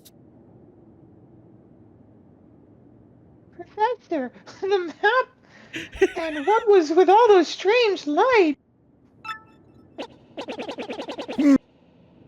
Looks like information related to the location of a crystal star. And that Crazy light, to have a it career. looked as if a mysterious power was given to Mario. Well, one way or another, we should return to my place and study the map closely. Oh, yeah. Oh, yeah. Okie dokie. This is it, Luigi. Where there's smoke, they pinch back. I think that's you, Bernie Sanders. Oh. Dude. Oh, well. You understand it, Professor? Of course I do, and I shall explain. The first thing to know is the map is truly astounding. Somehow, this map contains radar-like functions. It's showing us the location of a crystal star. It looks like the first crystal star is to be found in a place called Petal Meadows. There is no way in hell that's a real place. Petal Meadow? Well, it is a fictional place in a game. Yes, this is a vast meadow that lies to the east of the blah, let me start over. Yes, this area is a vast meadow that lies far to the east of Rogueport. To tell you the truth, I've always thought that place was a tad suspicious. The name Petal Meadows did come up from time to time in my research. So he's saying that Petal Meadow seems like a sussy baka? Gotcha. It's fine. I will go there. Does anybody know how to get there or what? I love her. She is just sass. I'm fairly certain that somewhere beneath the city is a pipe to Petal Meadows. Granted, I love Vivian more, but If you could just find that, you'd get there instantly. Pipe travel's efficient. You know what is that before I met RJ and then met JKR, I actually had tried out for a dub, like a fan dub of this game, and I actually tried out for Frankly with this voice. So I'm actually kind of happy I'm actually able to do it. One of the first So, by the things way, What? one of the first things I tried out for back in the days where behind the voice actors had a casting call section. And one of the first things I got cast in was a like fan dub / like fanfic of Sonic Forces. Basically Sonic Forces campaign, but giving dialogue to the otherwise silent custom character protagonist. And I was cast as Vector the Crocodile and Omega, and then it just never went anywhere. funny enough, I also- the first thing... Oh, go ahead. I was also cast as I can't remember the character's name, but it was in a fan dub that never got off the ground of Vandal Hearts for the PS1. And like the guy that I auditioned for looked exactly like Danny DeVito. So I auditioned with my Danny DeVito impression. And got the part instantly. Yes. All right. Say, by the way, Mario, I'm curious. How did you get that map anyway? Uh-huh. My first voice acting role, funny enough, was working with Arikado, doing a Bridgemon Frontier, and it was only because at the time I was dating the girl that was supposed to voice Ranamon for us. Yeah. She introduced us, and I auditioned for I forget his name, but the fat kid. JP. And, yeah, JP. And Ari said, "Could you do that, but for Takuya?" I was like, sure. Yeah, it's because your natural speaking voice is already in the perfect range for Takuya. Funny enough, I still can't remember how I even did, because like Takuya's a slightly different pitch. than Yeah, my normal voice. it's pitched up a little bit and like got some of that like hot-blooded shonen protagonist energy behind it. Okay, let's get going. Like Hold on, kind of hold like on, that. hold on. I'm gonna do the line, Ari. I'm gonna do the line. Wait! Into the water! They can't see us if we're wet! There they are. They're easier to see now that they're wet. That's one of the dumbest fucking things we ever came up with, and it's still one of the funniest things we ever came up with. It's pretty funny. Is this like a video that I can find on YouTube? It's on Daily Motion because it got nuked off of YouTube, but the series has been abandoned. Okay. Just like everything fell Princess apart Peach. everything fell apart behind the scenes, and we just weren't able to continue. I gotcha. From Princess Peach. Really? Her Highness sent this to you? Mario? Oh yeah. This Princess Peach. This wouldn't be her, would it? Oh, yeah. Oh yeah. So it is her! I like how the music gets all weird and seductive. I mean, it's like Princess came to see me the other day. She wanted to learn about the treasure. I mean, it's like Lance from Fine Game Girls once said in the video about Princess Peach. Peaches remind you of booty. I like booty. Can you please stop bobbing up and down while this music is playing? It's not especially when your head is shaped like that. I know exactly. I've already read it, so you can go. You can just go. I told her about the crystal stars and my suspicions about Petal Meadows. It doesn't seem likely, but perhaps she tried to go to Petal Meadows on her own. Yeah, that's right. JKR was the voice of Duskmon in that same abridged series. But he only ever got to do the one line, and that episode never made it to YouTube. Yeah, but he was also our pirate mon or whatever the hell we called Yeah, it. the Shadow Toy Agumon, and that was the same episode. So he was able to recover the file for it somehow. Nice. So he still has it. I should point this out. I haven't mentioned it in a while, but if I'm trying to find like a good follower goal to get to, or maybe a subscriber goal, where like if we meet it, then I'll like get as many of us together as we can from the Abridgimon Frontier days and do like creator commentary on it for a stream. I might be able to get Phaser to come back, but I don't know if I can get Ditzy. She and I don't really talk to each other anymore. Yeah, I haven't spoken to her in years, so I wouldn't expect you to get a hold of her either. Yeah, Professor. There's another suspicious group asking about the same thing. And I know that I wouldn't be able to get This is not I can't not do it sexy with this song playing. I also know for a fact that I wouldn't be able to get my cousin, Miss Palindrome, as she's known now, to join in on this just because she's too damn busy. You know, Professor, there was another suspicious group asking about the same thing.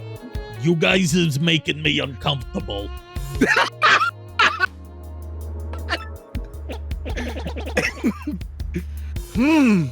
But I can't imagine Princess Peach getting involved with them. All right, it's settled. Off to Petal Meadows, you two go! If Princess Peach indeed went there, your first priority must be to catch up to her. Collecting the crystal stars is a... Now that I think about it, I think I had that laptop I have now towards the end of the series. I might still have some of the Takuya lines laying around somewhere. Stars is meant to... Wait, sorry. Collecting the crystal stars is a means to an end. And that end is Princess Peach! What's all this about Princess Peach's end? Aren't you coming, Professor? Dude, no. No.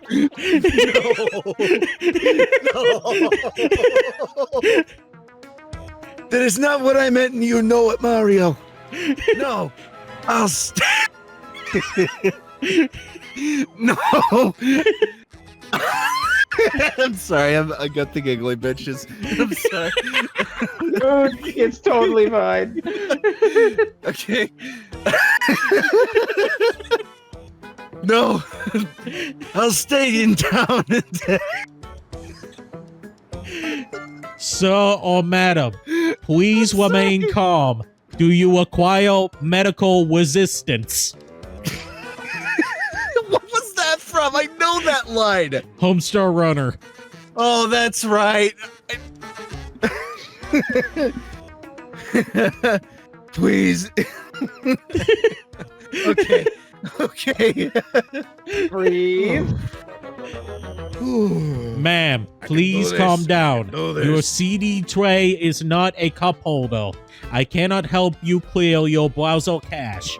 No, I am not in India. Oh, that's from. That's also from Homestar Runner. Thing? Isn't that from the Puppet Pals thing? No, that's from Homestar Runner. It's from it's from the episode about from the Strong Bad email where someone asks him what his internet service provider is. Oh, okay. All right, I'm calm now. Okay. No, stay in town and ask around about Princess Peach and that suspicious gang. A whole gang of sussy bakas, you says. Speaking of sussy bakas. Besides, Hello, JKR. I doubt a shriveled old Goomba like me could handle the trials of the road. So you're saying you Please. don't want to come with us? No. What am I gonna do? What do you think, Size them you with my Goomba? glasses? What do you think, you Goomba? As in the Italian slur and not the short what I am.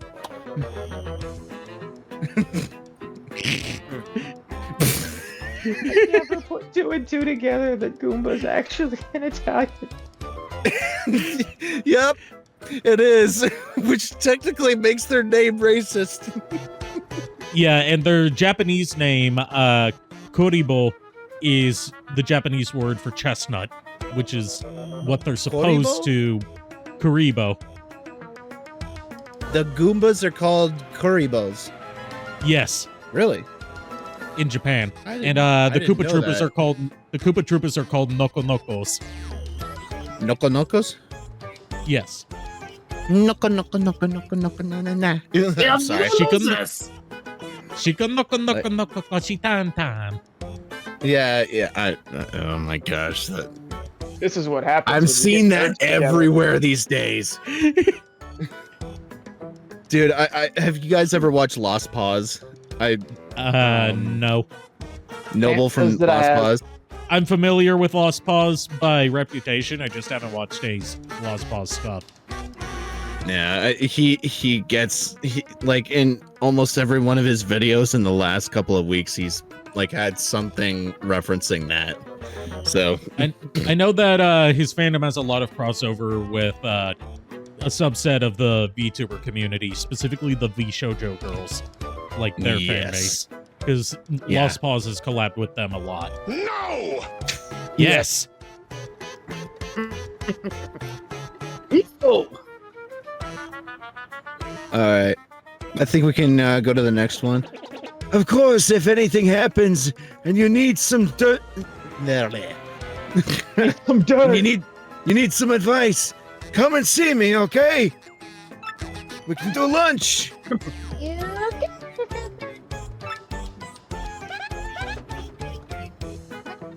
Where? Give it your best. Not that I can do anything like that. Now then, allow me to give you both a proper farewell. And then he just like, Yeah, so they just kicks you out the door. never sully my home again. Now get the hell out! I've got nasty old man things to do. Do not soil my ground with your presence again. Ah, Mario, it's something I forgot to mention. Firstly, about that light we saw shining on you. By Means you my did. reckoning, Mario can now perform what is known as a special move. Actual move? Yeah. Yes. Well, stuff like this is better explained by example rather than words. For his neutral special, he wields a gun. See, Mario knows a life hack that the other guy doesn't. I have a gun.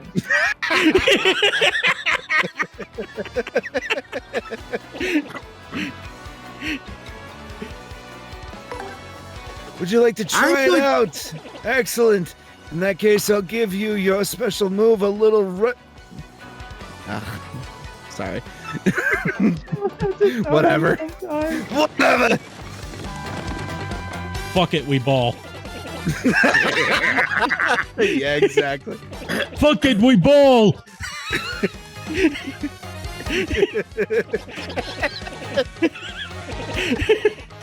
I take offense to that.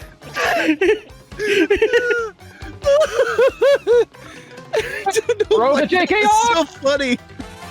Fuck it, we ball. Plot twist. Bernie Sanders is now the bad guy. I know his name is Professor Franklin, but he'll never not be Professor Frankly. Sanders. Frankly? Yeah. Well, frankly, Missing to all me, of he'll it. always be Bernie Sanders. What? Oh, frankly, will always be Bernie Sanders now. Yeah. Frankly, he'll always be Bernie Sanders. Yeah. Frankly, I think you're correct. Frankly, my dear, I don't give a damn. Just imagine if Bernie Sanders said that in real life. It'd be the most baller move ever. Frankly, I just don't give a damn.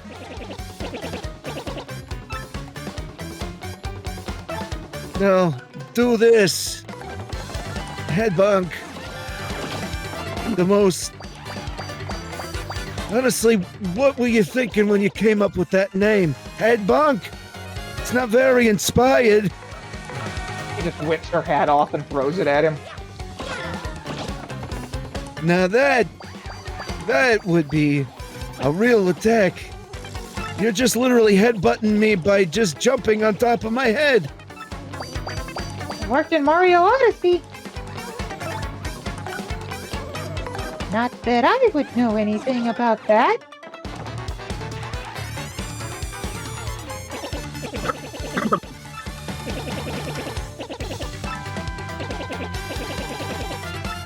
Now I want you to basically Did he- appeal to. Did he just say "fuck off, Mario"? No. I could have sworn that's what he said. Yes. No. It went too. Dude. It went too fast. Dude, Okay, this so- game is not able to do that. I know, but I'm thinking like, for whatever reason, I thought I still- saw.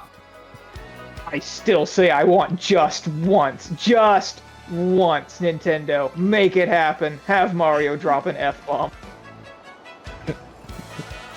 We were talking about we were talking about the It's like Chris we- Pratt. we were having some sussy dialogue earlier, and now we can power smash people.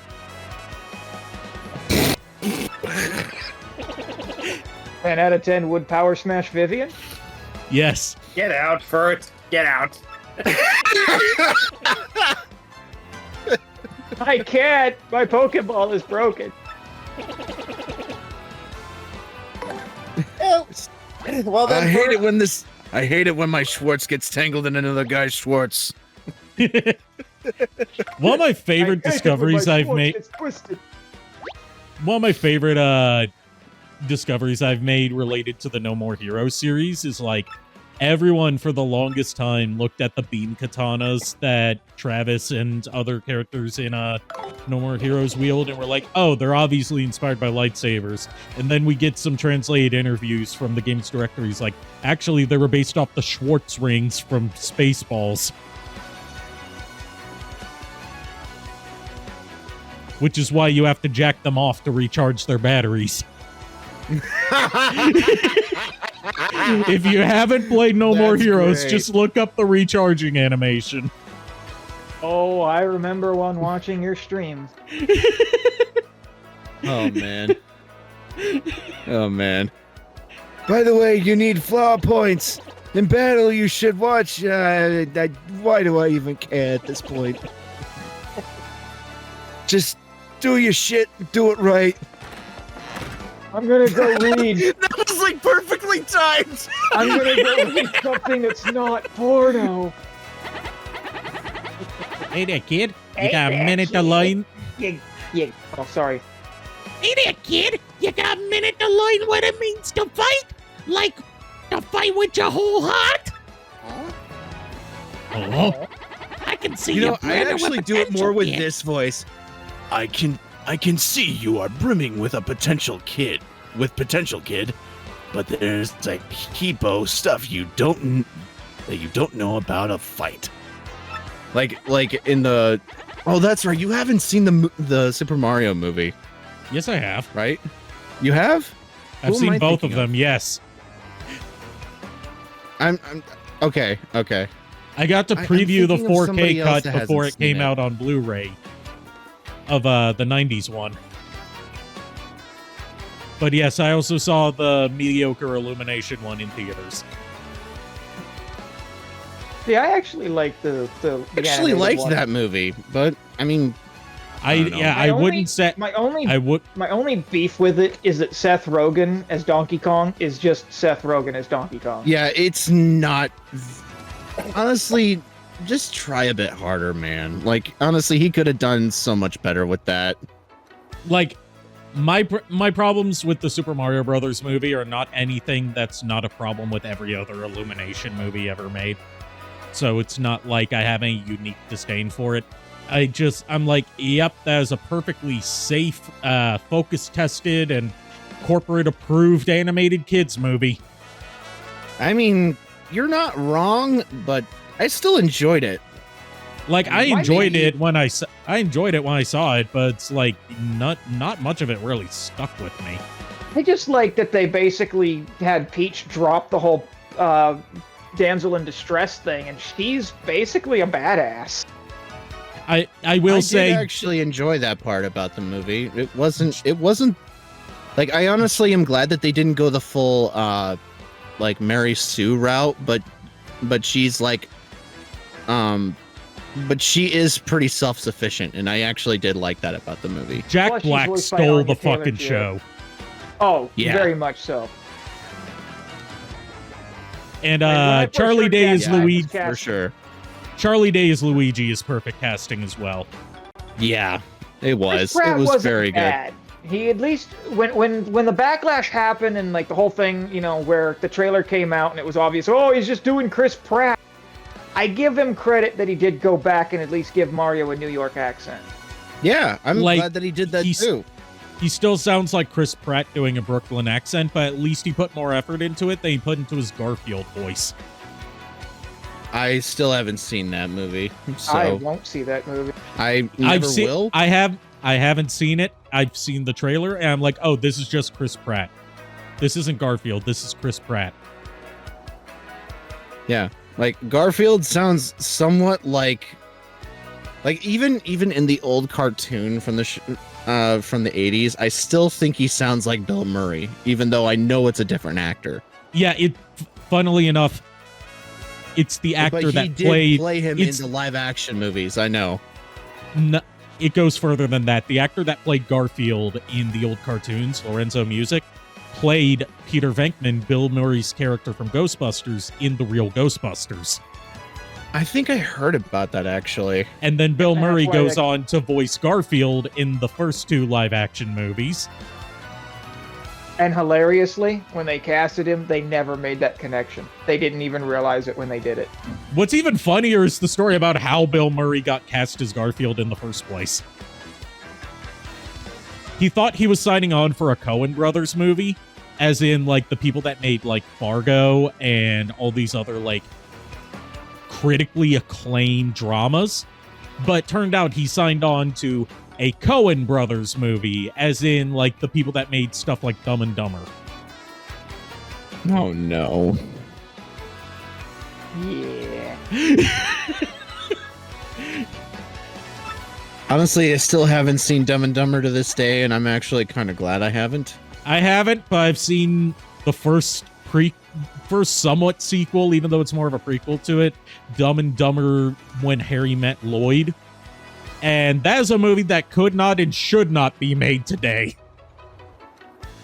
Partly because it's from that era of Jim Carrey doesn't want to do sequels, so we'll get Jim Carrey at home to play the Jim Carrey character.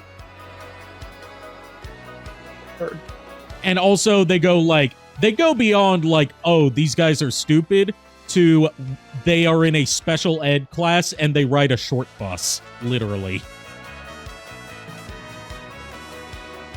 Like, it goes too far.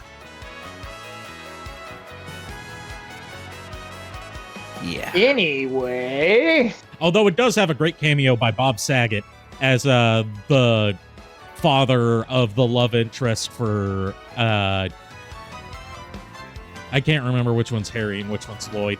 R.I.P. R.I.P. Yeah. But I'll just say Lloyd is Jim Carrey.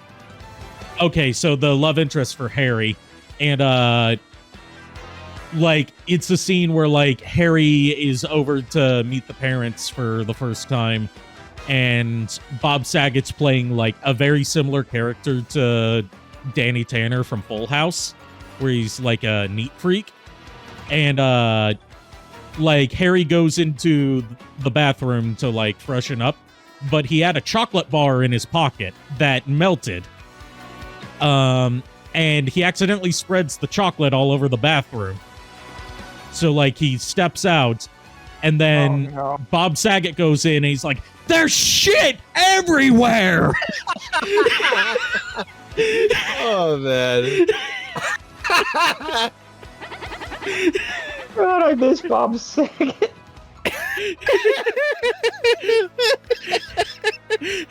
If there's one of many things I miss Bob Saget for, it's a one-liner he did in one of his comedy specials where he's like, "Fuck that shit. Wait a minute. Don't fuck that shit, kids.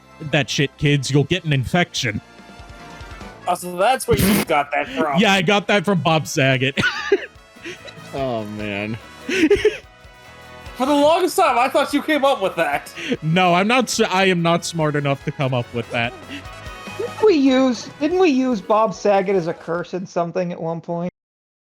I don't think so. No, that was a video on YouTube or yeah, that was Tourette's guy. Bob Saget. Yeah, that was a video series called Tourette's guy. I swear we did in one of the abridged something. We did not. I would have remembered that. Because we didn't use, like, made-up swears. We just bleeped them out. Except for in the Pokemon one that never happened. Well, we didn't bleep them out. We didn't bleep them out in Abridgement Frontier. Because I was like, oh, we're not going to be pussies and bleep them out. When it turns out that the way that I was writing everything was just like, oh, replace humor with naughty language. Cut to Takuya and the little kid. I can't remember his name either. Tommy. Tommy?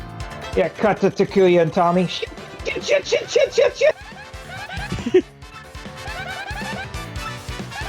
Oh, nothing important.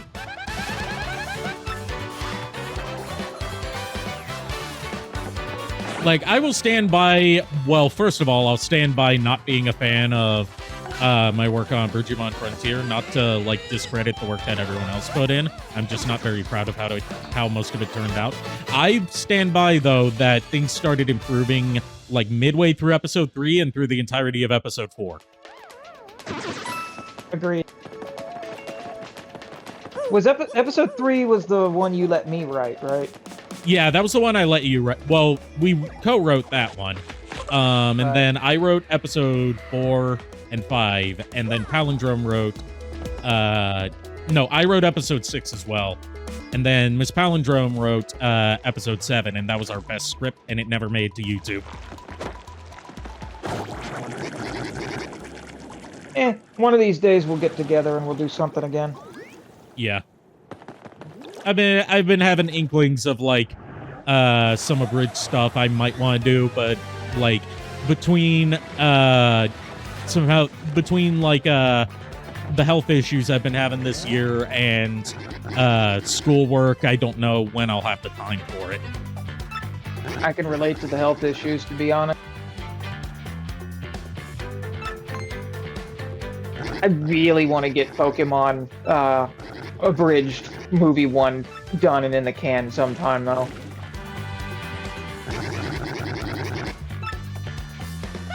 Like, to this day, that's one of my biggest regrets, is that we just kind of abandoned that. Yeah. Yeah, well, shit happened, you know. That's basically what happened. Shit.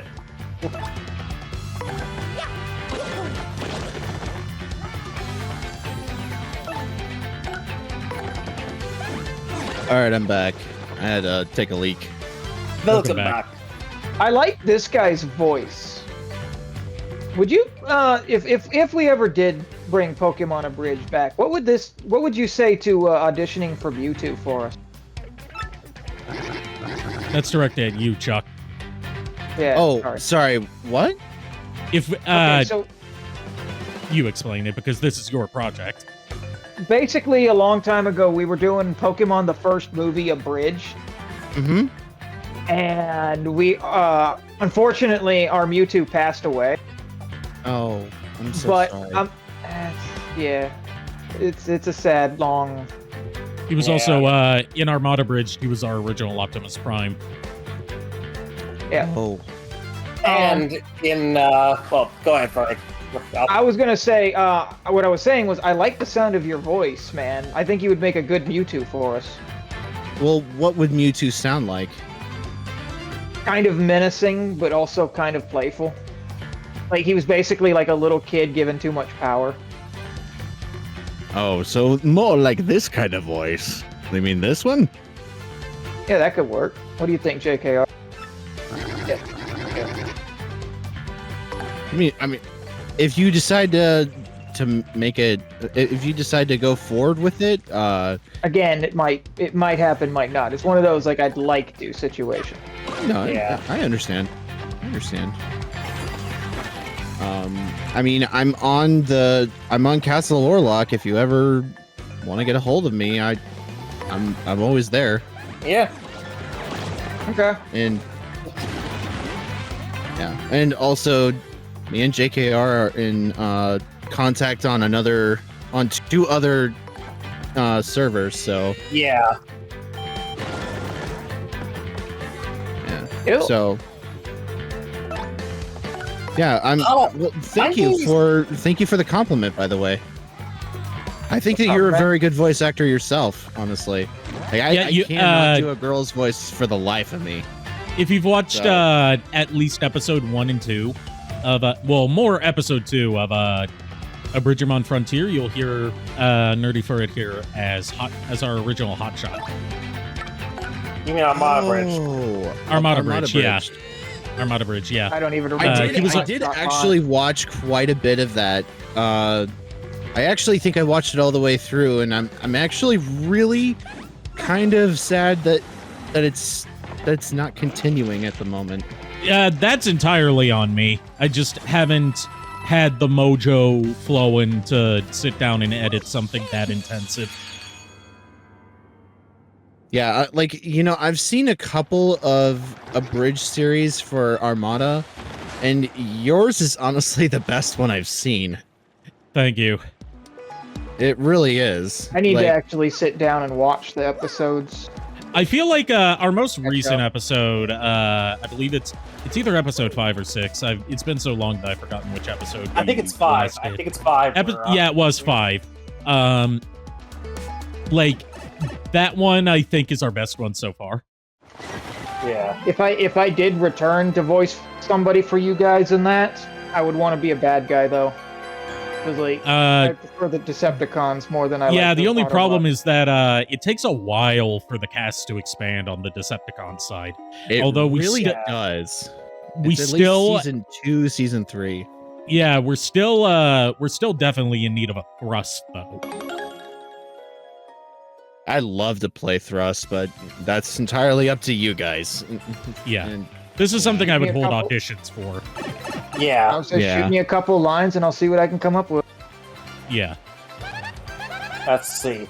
Hello there. My name is Dr. Fuji. My colleagues and I were exploring this fast force because, who the hell doesn't like to pretend they are Indiana Jones? And we stumbled upon an amazing discovery. The fossilized remains of a long-dead race of Pokemon known as Mew. The only thing I remember about what I contributed to the Pokemon the Movie Abridged script was when I was voicing Brock. I ad-libbed the thing about something like a food will be ready in a bit. I was gonna make donuts, but I realized I was out of rice.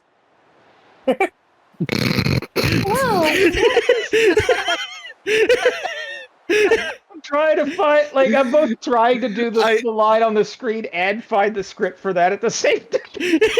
I may have not been able to watch Pokemon growing up, but I do know that reference. Dude, no, the script for Pokemon Abridged was like jelly donuts. Like, I'm reading it right now. That's the messed up part. I found the files. I'm laughing. I'm reading half of it. My Stormy! Do you try to Stormy? Hi, dude. I'm monologuing. One more Ampers and no one gets paid. What was that?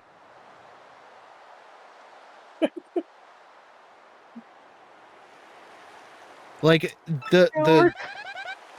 I've seen like one Pokemon Abridged series, and it was the One Kids Entertainment dub. Oh yeah, that one. Like a lot of the Team 4-Star actors were on it.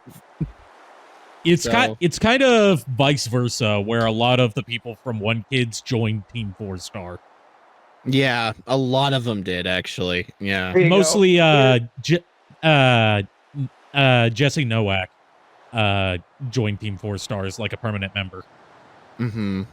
Yeah. But here you go. And, this is after the members of Team 4-Star actually made cameos in a couple of episodes too. This yeah, is and then there when, was there was also the Cell versus in the lead up to the Cell games, where one of them had the cast of Pokemon Abridged. Dude, I fucking loved Pikachu in that series. He was just like the chaotic evil side of his character was just hilarious. I had a friend in college who claimed to be the guy behind One Kids Entertainment, but that turned out to be a load of shit. Oh.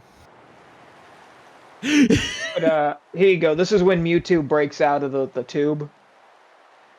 And Dr. Fuji basically gives him the spiel about how they cloned him and all of that. So this is Mewtwo. A simple yes would have sufficed. A simple yes would have sufficed. So tell me, Doctor, have you ever seen Elfin Lead? No.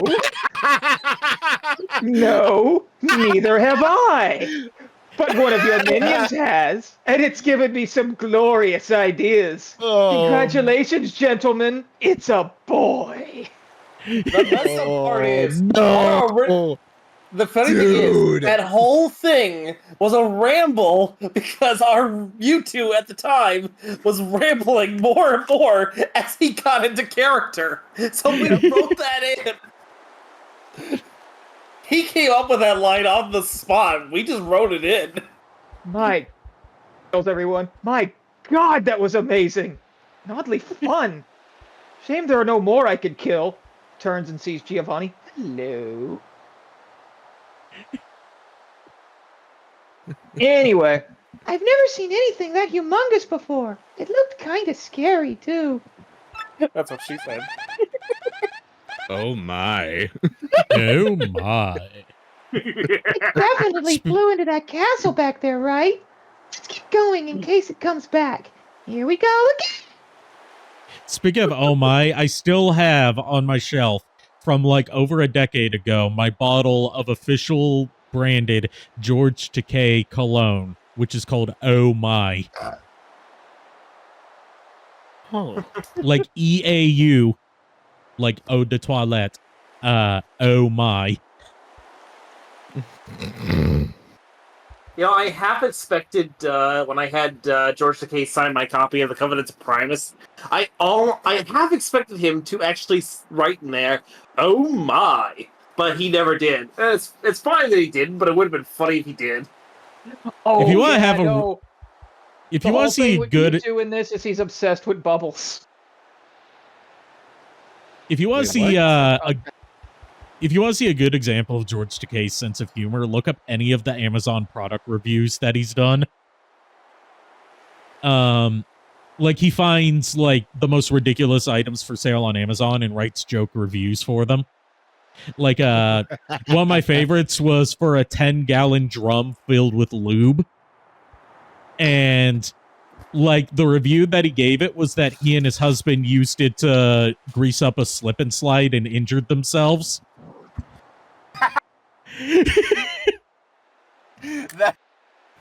Oh Lord.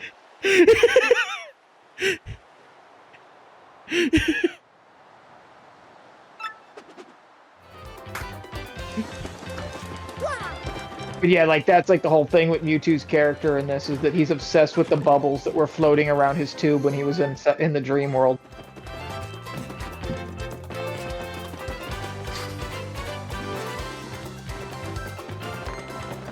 Even the clone machine had a character to it because we got bored. And that's where we came up with Cloney, the clone machine. Cloney the clone machine?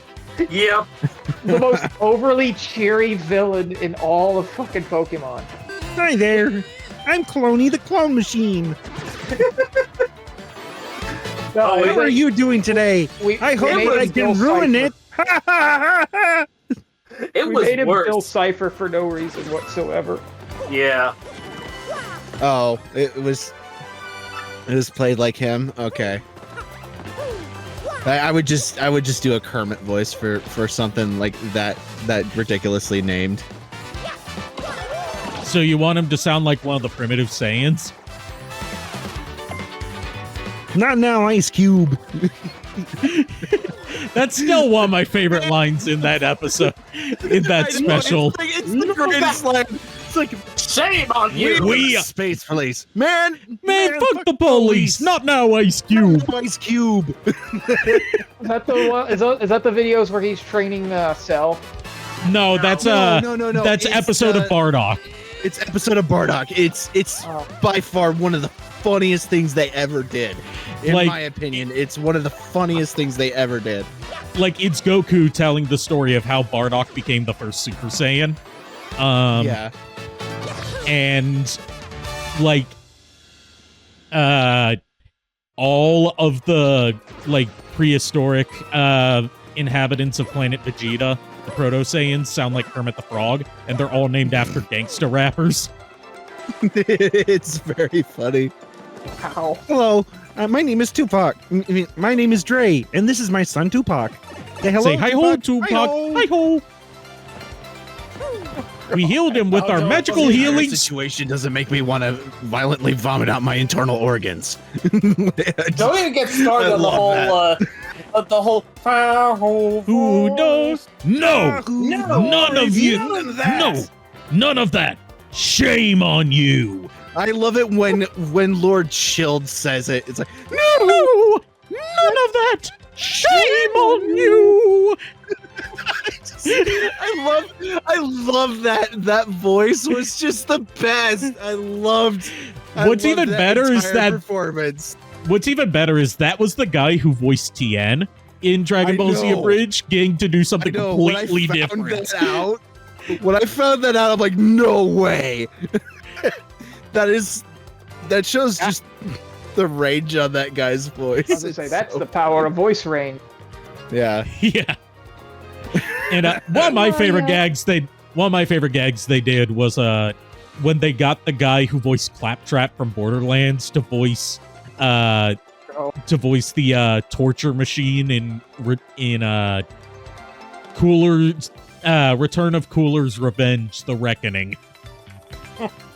They did. They kept they had a roundabout way of doing it because he's a union voice actor, so he couldn't do like a non-union production like that legally. So they said, "Oh, it's not such and such guy that voiced Claptrap. It's a man named Lee Rastus." And then you go look up Lee Rastus, and you find out it's a pseudonym for the guy who voices Claptrap. Nice.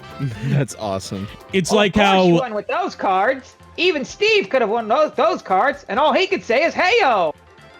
It's like how Chris Sabat has cameoed in Dragon Ball Z Abridged a number of times, but for legal reasons. He was in one episode of Hellsing Abridged as Dracula. For legal reasons, he's not allowed to be credited as Chris Sabat, so he goes under the name DJ Sexadillionaire. Yeah, I remember that. Yeah. I looked it up. I'm like, who's DJ Sexadillionaire? He sounds like Chris Sabat. And turns out it was him. Chris Sabat is on my list of people I want to meet, but his lines at cons never move.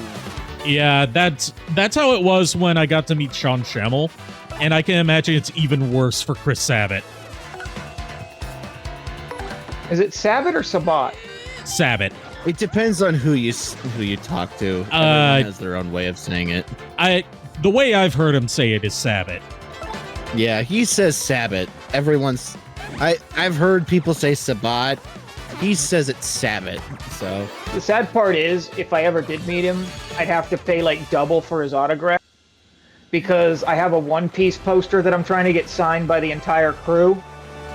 But I also really want him to sign my copy of Panty and Stocking. I had HP. That's what I ended up doing when I got to meet Paul St. Peter, because like he's the voice of Wormmon from Digimon, so of course I had to get him to autograph my Digimon Season 2 box set. But also, he voiced the main villain in Brave Fencer Musashi, and I like to be the person that's like, oh, I'm going to get you to sign something that's like some of your lesser-known work that I really like.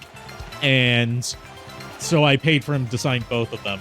Like, the Digimon thing, he was happy to sign. With Brave Fencer Musashi, he looked at me, he's like, you're not going to put this on eBay, are you?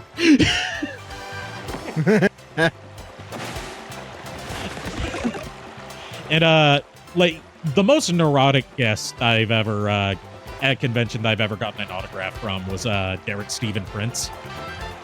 Because, like, when you get him to do, like, video shout-outs for friends of yours, depending on the character, he's, like, very adamant that you don't post it publicly. Or, like, when I got him to do a shout-out to one of my exes as, one of the characters from Danganronpa,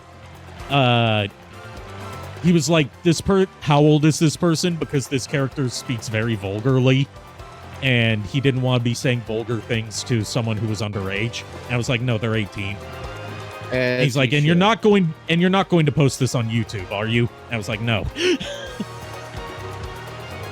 Yeah, a lot of voice actors don't like you doing that if they do a voice recording for you. Yeah, and also for his 18+ panel, he makes it so, like, once the room's full, the door's locked, and you're not allowed to record anything because he does not want any of that showing up on the internet. That's fair. That's fair. Oh, yeah, no, there was actually a con here a couple months ago, the one that me and Hugo went to. Or who? My friend Hugo. He and I went to. Anyway, the point is, the Has Been Hotel cast was there, and apparently they did a panel and forgot to not let children in. Oh no. Yeah, and this little girl came up and asked the voice of Angel Dust if it was embarrassing to record any line where he had to say the word daddy. And he immediately looked at her and goes, "Where are your parents?" And when she goes, "They're sitting over there," he just got up, he goes, "Shame on you." Yeah. Like, honestly, I'm at least glad that he knows that some of this should not be seen by kids. Right. Like, yeah. I mean, I honestly have never watched any of the Has Been Hotel or Hell of a Boss stuff. I've seen clips of it. It's funny. I don't know. It's just not my speed. I've been meaning to check it out. I've just not gotten around to it because I'm terrible at starting new shows. It took me a year to get through just the first arc of JoJo's Bizarre Adventure, just because I had to, like, convince myself to sit down and dedicate time to watching it. Hey, JKR, check your messages when you get a chance. Second. Phone's on Do Not Disturb, so anything I get, unless it's... Hang on.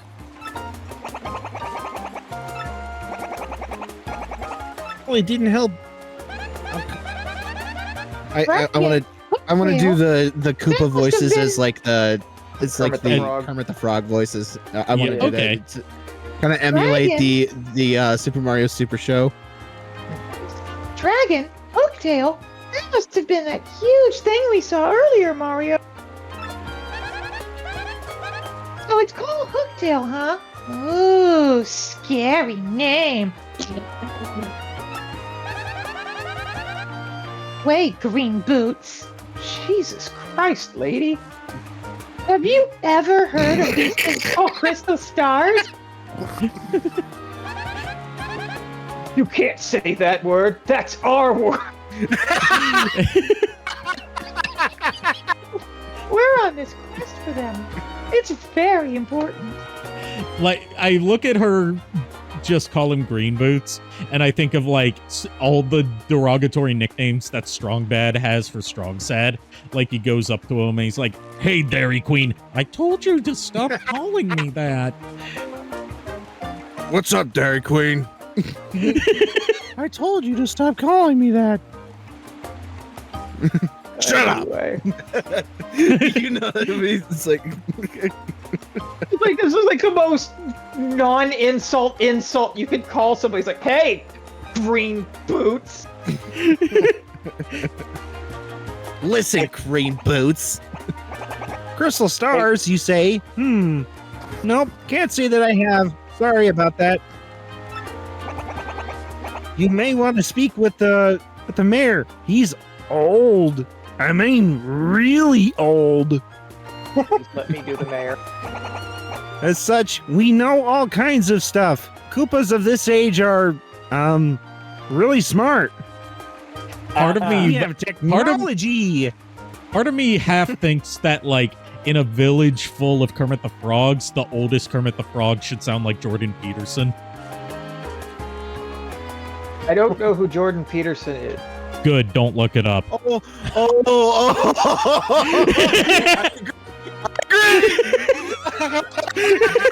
That's awesome. Oh, dude, that you just put that image in my head. It's like, You need to sound like, more like this. like, he totally sounds like an old Kermit the Frog. Like, you go up to the mayor, he's like, "Up yours, woke Morris. We'll see who cancels who."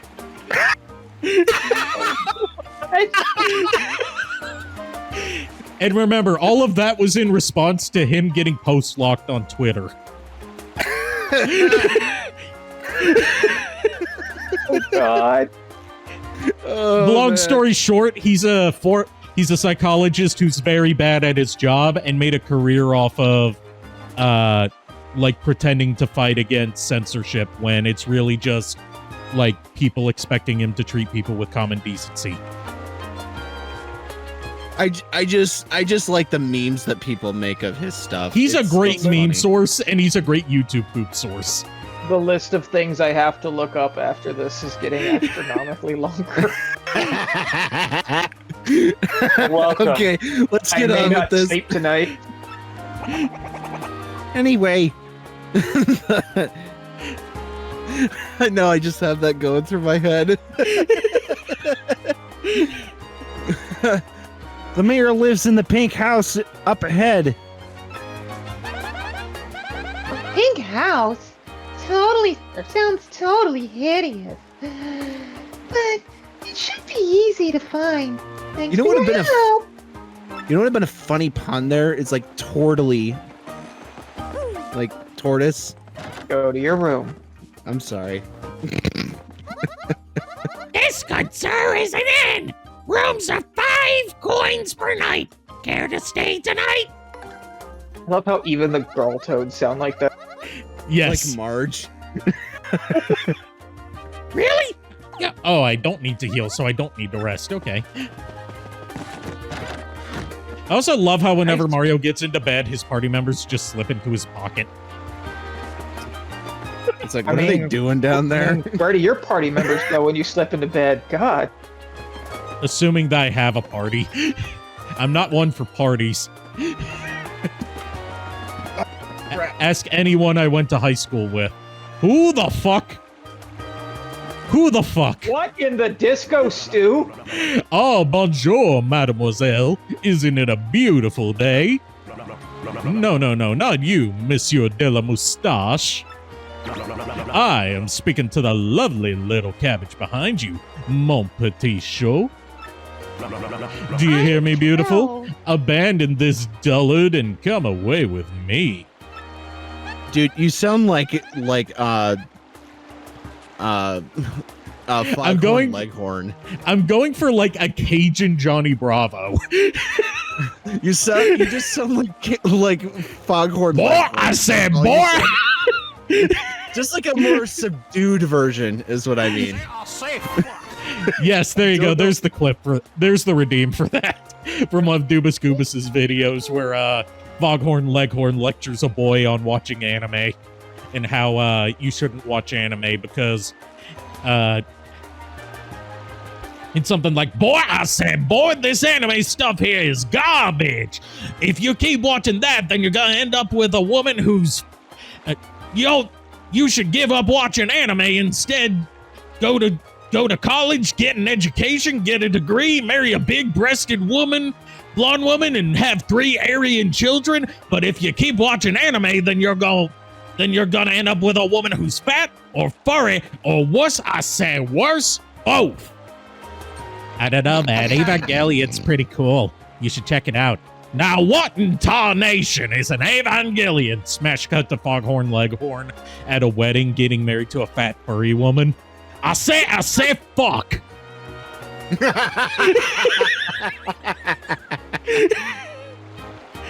Okay. Just go forward with the dialogue. Oh, not wig, you disco wannabe. Take a hike, Bozo the Chump. Damn. Oh, je suis blessé. I am wounded.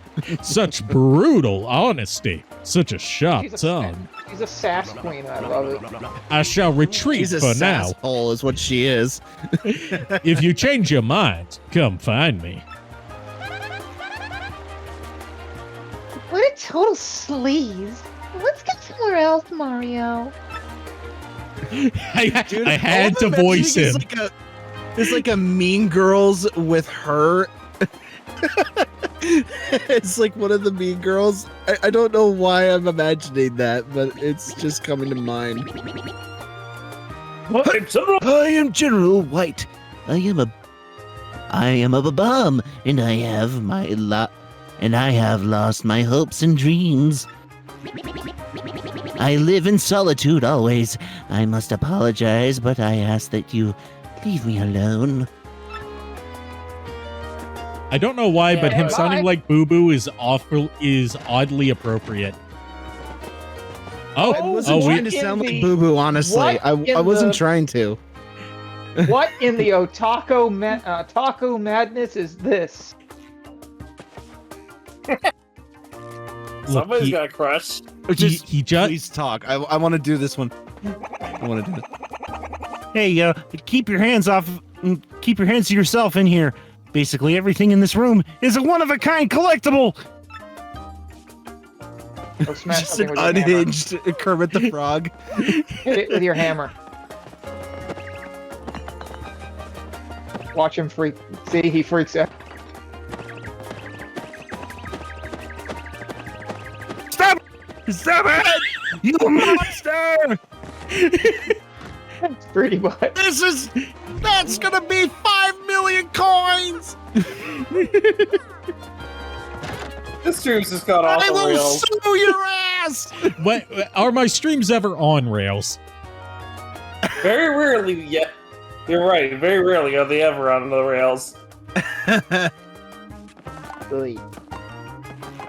I'm talking more so than usual.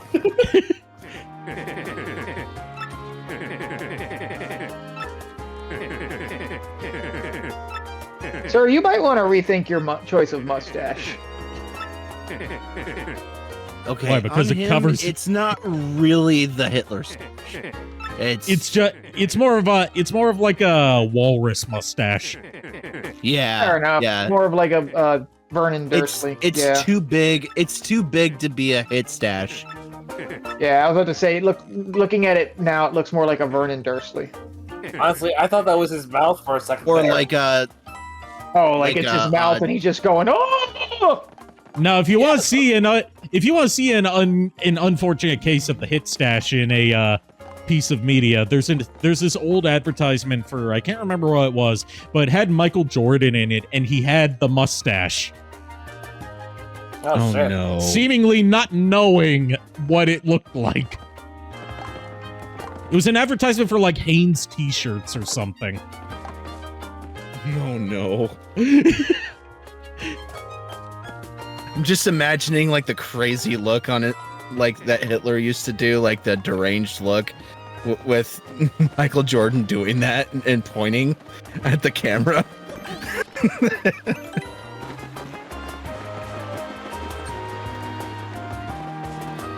For some reason, that reminded me of the god-awful movie that was Space Jam Legacy. Never saw it. Oh yeah, Never the will. Space Jam sequel that has nothing to do with space or jamming. Exactly. Well, to be honest, the first movie had nothing to do with space either. Yes, it did. It had aliens in it. But what I was saying was, That's that is more to do with space than Space Jam Legacy. I wouldn't know because I didn't you watch could argue it, so. cyberspace. Cyberspace is stretching it. But That's really stretching it. what I was going to say was they actually go for that joke with Michael Jordan, where Sylvester's all excited saying he found Michael Jordan. Tis I, Bulbor. Bubble blur. They get all excited because Sylvester says he found Michael Jordan, and the camera cuts up, and it's Michael B. Jordan. Okay, that's a good joke. That's the one good joke I've heard from it. Because, like, to my understanding, most of that movie is just Warner Brothers flexing how many IPs they own. Yeah. And trying to say that they still own Zendaya, even though they never did. Yeah, they really never did. Didn't she start on Disney Channel? Yeah, she was on Disney Channel. Yeah, but for some reason, Warner Brothers tried to flex on. in, like, I think it was like Casey Undercover. I think was the name of her show. Yep. Yeah, I honestly am kind of sad that I remember that show because I remember it not being that good. It was after my time, So it's your run-of-the-mill Disney sitcom then? Yep, pretty much. Like post. Make it worse. That's So Raven. I was gonna say, yeah. To make it worse, I would say 2010s era. Yeah, no, that is exactly what it is. Okay, but does it live up? Does it live up to the masterpiece that is Dog with a Blog? I don't even know what that is. It's another That's Disney fair. Channel sitcom. I only know about it because my sister used to like it when she was real little. I really am. I've never heard that. I unfortunately have. It's mostly a meme on the internet just because of the inherent concept of a dog having a blog is a stupid thing to base an entire sitcom around. Yeah. Okay. Like I mean, people fair enough. tried to meme it like Cory in the House, but it didn't catch on because no one watched Dog with a Blog.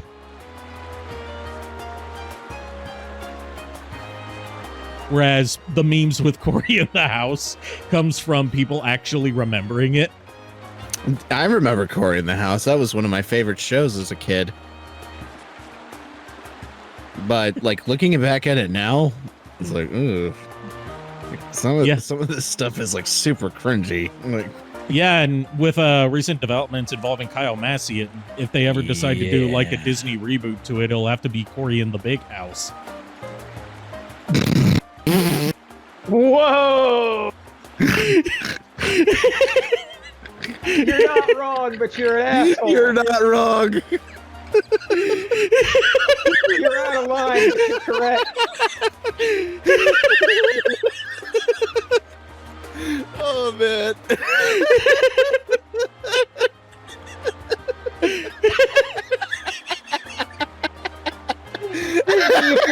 Disney, if somehow you're watching, we're not sorry. We are not. Not at all. Also, if you are watching, why the hell have you not hired any of us yet? Yeah, right. Honestly, I'm okay with not being hired by Disney. Same here, honestly. Like, I'm looking to get a job as a professional video game developer, but even I know not to work for Disney. Most of their games are shit, so, I mean, I'm not even talking about their games. I'm talking about just how Disney treats everyone as expendable. Pretty much, yeah. Yeah, pretty much. They just recently fired Stephanie Beatrice as the official voice of Maribel from Encanto, simply because she worked on Has Been Hotel. Really? They got mad at her because she basically did the Maribel voice for a character who lives in hell. So she basically said, "Well, fuck them. I didn't want to do it anyway." Well, I mean, aren't most of those people going there anyway? Exactly.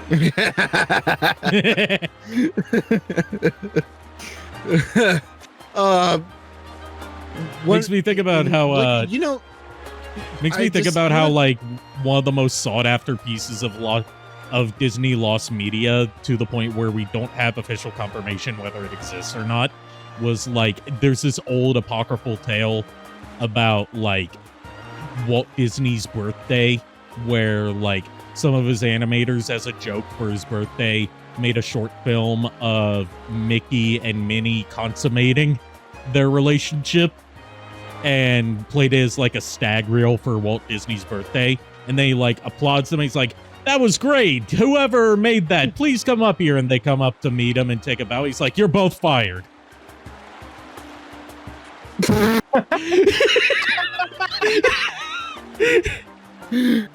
Oh man. You know what? I don't blame him, but still, that's that's kind of a dick move.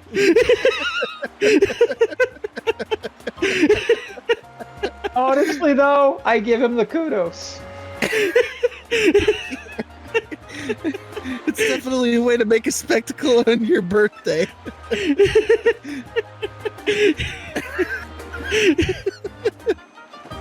And there's allegedly another similar lost film made by some rogue Disney animators that's a similar setup, except instead of Mickey and Minnie, it's Tinkerbell and Jiminy Cricket. Oh my. I mean, that just sounds like DeviantArt. Yes, it was DeviantArt in the 40s. It really does. Yeah. Another thing that Disney did recently that I was not happy about is that they got rid of Beau DeMayo from the X-Men 97 writing cast. Like the head writer. Like he's the one that like really made that show really good. Like, I know that he like had a lot to do with writing season 2 of the show, which I'm looking forward to, but I don't know. I don't know about the quality of the rest of the season after that, after what they get through that he's done. So guys. Remember, boys and girls? If it exists, there's probably porn of it. To quote Shockwave, to quote Shockwave, female. Females. I love it that you made that reference. No, she needs to be Miss Piggy. Yes, I love the Dude. I love that clip where it's like supposed to be him saying female Autobots, but they just cut out the Autobots part, so it's just like he looks at the monitor. Females. You can tell he's trying, like, if he could glare, he would. He's like, female. Females. I thought they were extinct. Well, hello there. My name is Koopy Koo. It's nice to meet you. Oh my gosh, that hat, those overalls, and that magnificent mustache. You're Mario, aren't you? Are you coming on to me? You don't sound like Miss Piggy. You sound like somebody else. I can't name it. I haven't heard Miss Piggy in a while. I mean, I've heard tales of how strong you are. If you're here, that means in this high kind of voice. And if you're here, that means you're going to challenge that monstrous hooktail. Oh, if only Coops were as brave as you. It also doesn't help that I've got a naturally low register. Yeah, That's actually good. it wasn't that bad once you got the hang of it. I'm more of a Swedish chef impersonator. The English beard, heard the bird, sporty, heard the bird, sporty, birdie, bergen. I love the Swedish chefs so too. since she's Miss Piggy and all the other Koopas are Kermit the Frog. All right, I got something for the mayor. I got something. I'm afraid. Is it gonna be Gonzo? No, I can't do Gonzo. I can't do Gonzo either, and he's one of my favorite characters. Actually, let me try it really quick. No. What's that? Someone there? Who is it? Who? I was actually gonna. What do you want from me? All right, What? let Furret do his. I was Sorry. actually gonna do Meatwad. Oh, Meatwad, Okay, go great. Was that someone there? Who is it? What do you want from me? Hello? You're a thief. Come to rob a defenseless old trooper. Despicable. That's like perfect. That's like perfect, dude. Go on, do what you will. But as you can plainly see, there's nothing to steal here. Meatwad's one of the first impressions I ever did. Oh, I guess I have a little money. Take it, you fiend. And my antique shell, too. Just leave the photos of me and the missus. Can't do without those memories. What? Not thieves, you say? No.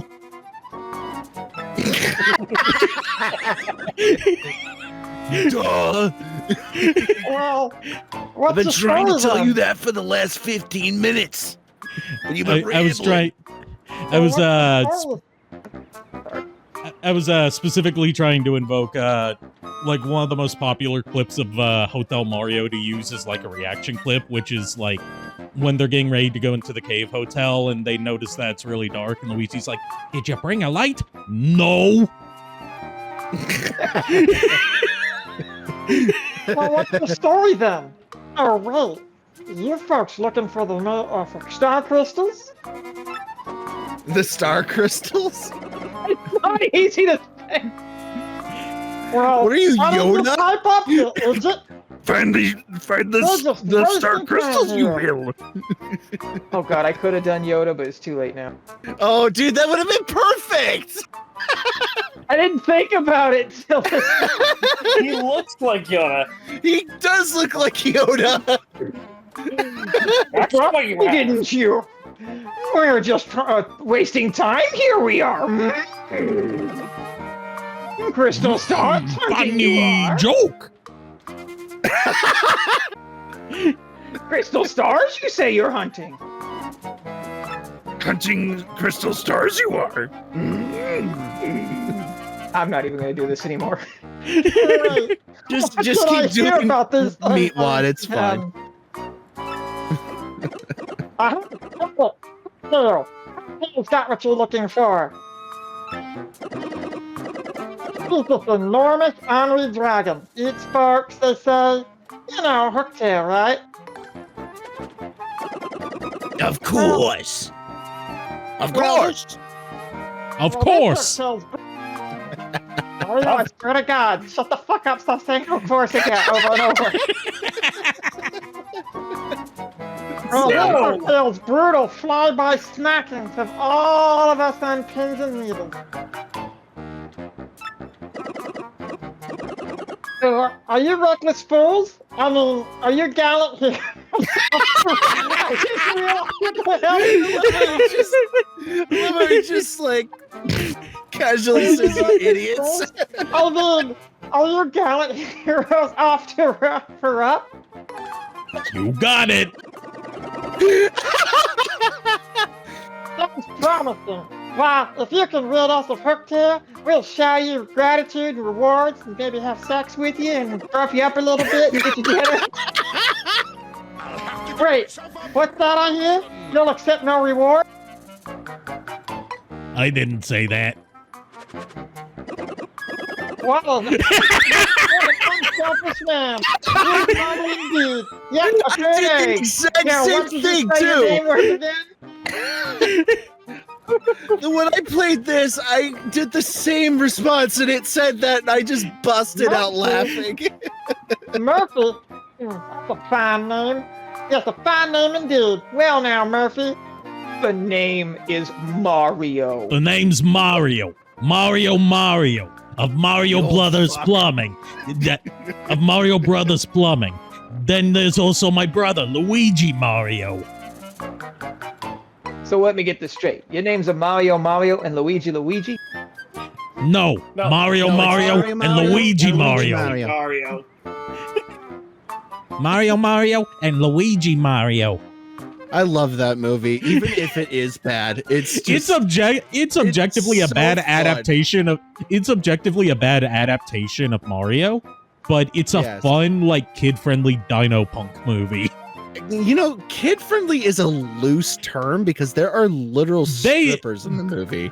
Yeah, but they sanded off a lot of the rougher edges of it in post. It was distributed by Disney after all. What? It was distributed by a now defunct subsidiary of theirs called Hollywood Pictures. I thought it was Touchstone. Nope. Touchstone was a different Disney subsidiary. Fair. And they're both shut down now. Like, that movie had a whole crazy development story. Like, originally they wanted Tom Hanks to play. Well, before Tom Hanks to play Mario, they wanted Danny DeVito. Danny DeVito said no because he wanted to read the script first. And then, like, before that, they wanted God, I can't remember who. Like, it took them forever to settle on Bob Hoskins as Mario. Honestly, I really do like Bob Hoskins as Mario. He did a very good job. And the original, like, script that was pitched to the studio, to Nintendo and the studio for the Mario movie, which is nothing like what we finally got, was basically Rain Man with the Mario Brothers. Rain Man? Definitely a Koopa. Definitely a Koopa. Yeah. Basically a story about, like, two brothers overcoming adversity together in a more, like, grounded sense rather than the batshit insanity we got. Monkey. Yeah, and before they settled on Dennis Hopper as... That was one of my favorite lines. Before they settled on Dennis Hopper as King Koopa, they wanted Arnold Schwarzenegger. Dude, that would have been perfect. Ah, monkey. Okay, Koopa. And the reason that this... Get them out of your brothers. Ah! And if it seems like the story is incoherent, it's because they were rewriting the script as they were shooting the movie. Yep, I knew that about the movie, for sure. Both Bob Hoskins and John Leguizamo have both said that they denounced that movie of ever existing. Yeah, but in recent years, John Leguizamo's turned around on it and had positive things to say about it. I mean, it had to have been fun to work on that movie. Part of it was that he ended up dating the woman who played Princess Daisy. Really? In real life? Yes. Yep. And Dennis Hopper famously said in an interview, my kid once asked me, Dad, why did you star as King Koopa in that awful Mario Brothers movie? I told him, I did it so you could have shoes, son. My son turned to me and said, Dad, I didn't need shoes that badly.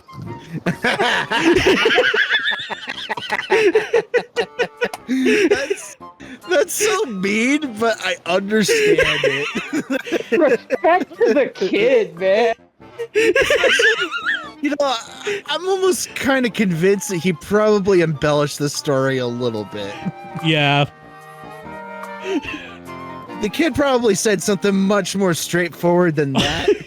And just he wanted to make it a little bit more interesting when he told it was that for story. it was for like a late night talk show interview. Yeah, I'm pretty sure he embellished that, but that's still pretty funny. And Bob Hoskins in another late night talk show interview was asked, like, do you have any regrets in your career? And he said, Super Mario Brothers. Do you have any roles you wish you wouldn't have taken?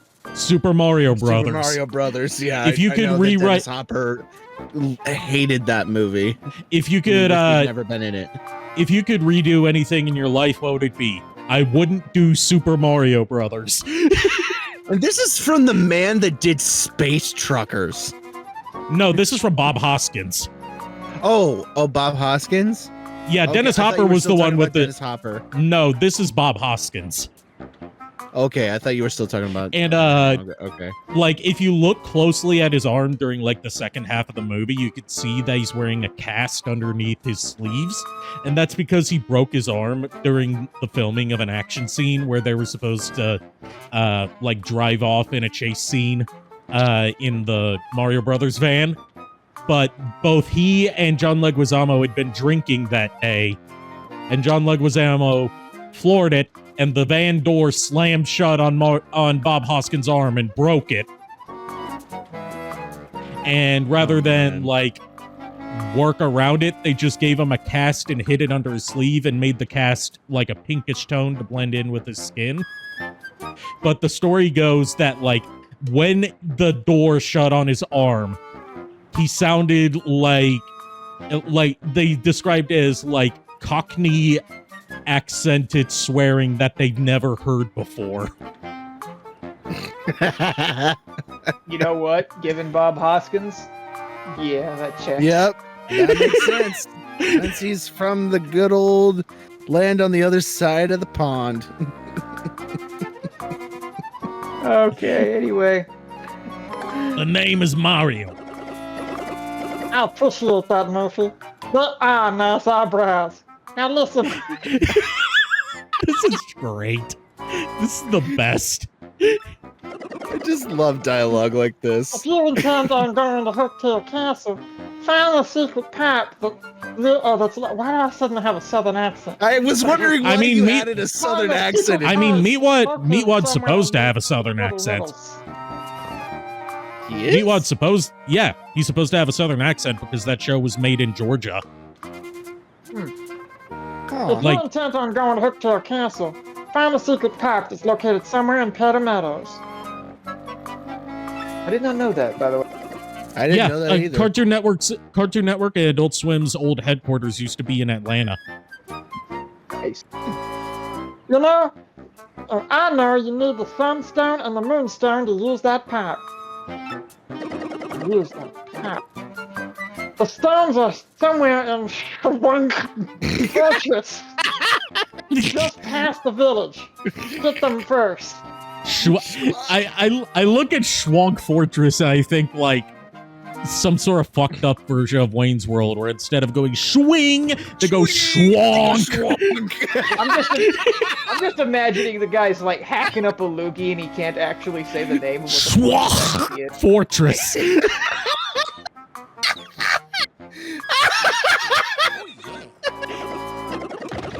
Well then, Murphy, get going and really wallop that hooktail monster.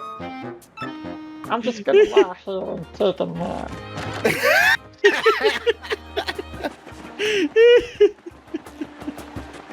Oh Lord, it is getting late. Yeah, it's after midnight here, so I'm going to go back to that save block, save, and then we'll call it a night. Okay. But this has been a blast. Like, we didn't get This very was far, great. but we had fun along the way. Oh, we really did. And that's what matters. Yeah. Yep. This is gonna make for a fun VOD. Oh yeah. Thank you, everyone, for tuning in. Thank you to my co-hosts for joining me and entertaining me so much tonight. I'll see you guys next time, which will be tomorrow night. And until then, unpleasant dreams. Well, boys and chorus, we hope you like our show. We know you're rooting for us, but now we have to go. Bye-bye. Good night, everybody.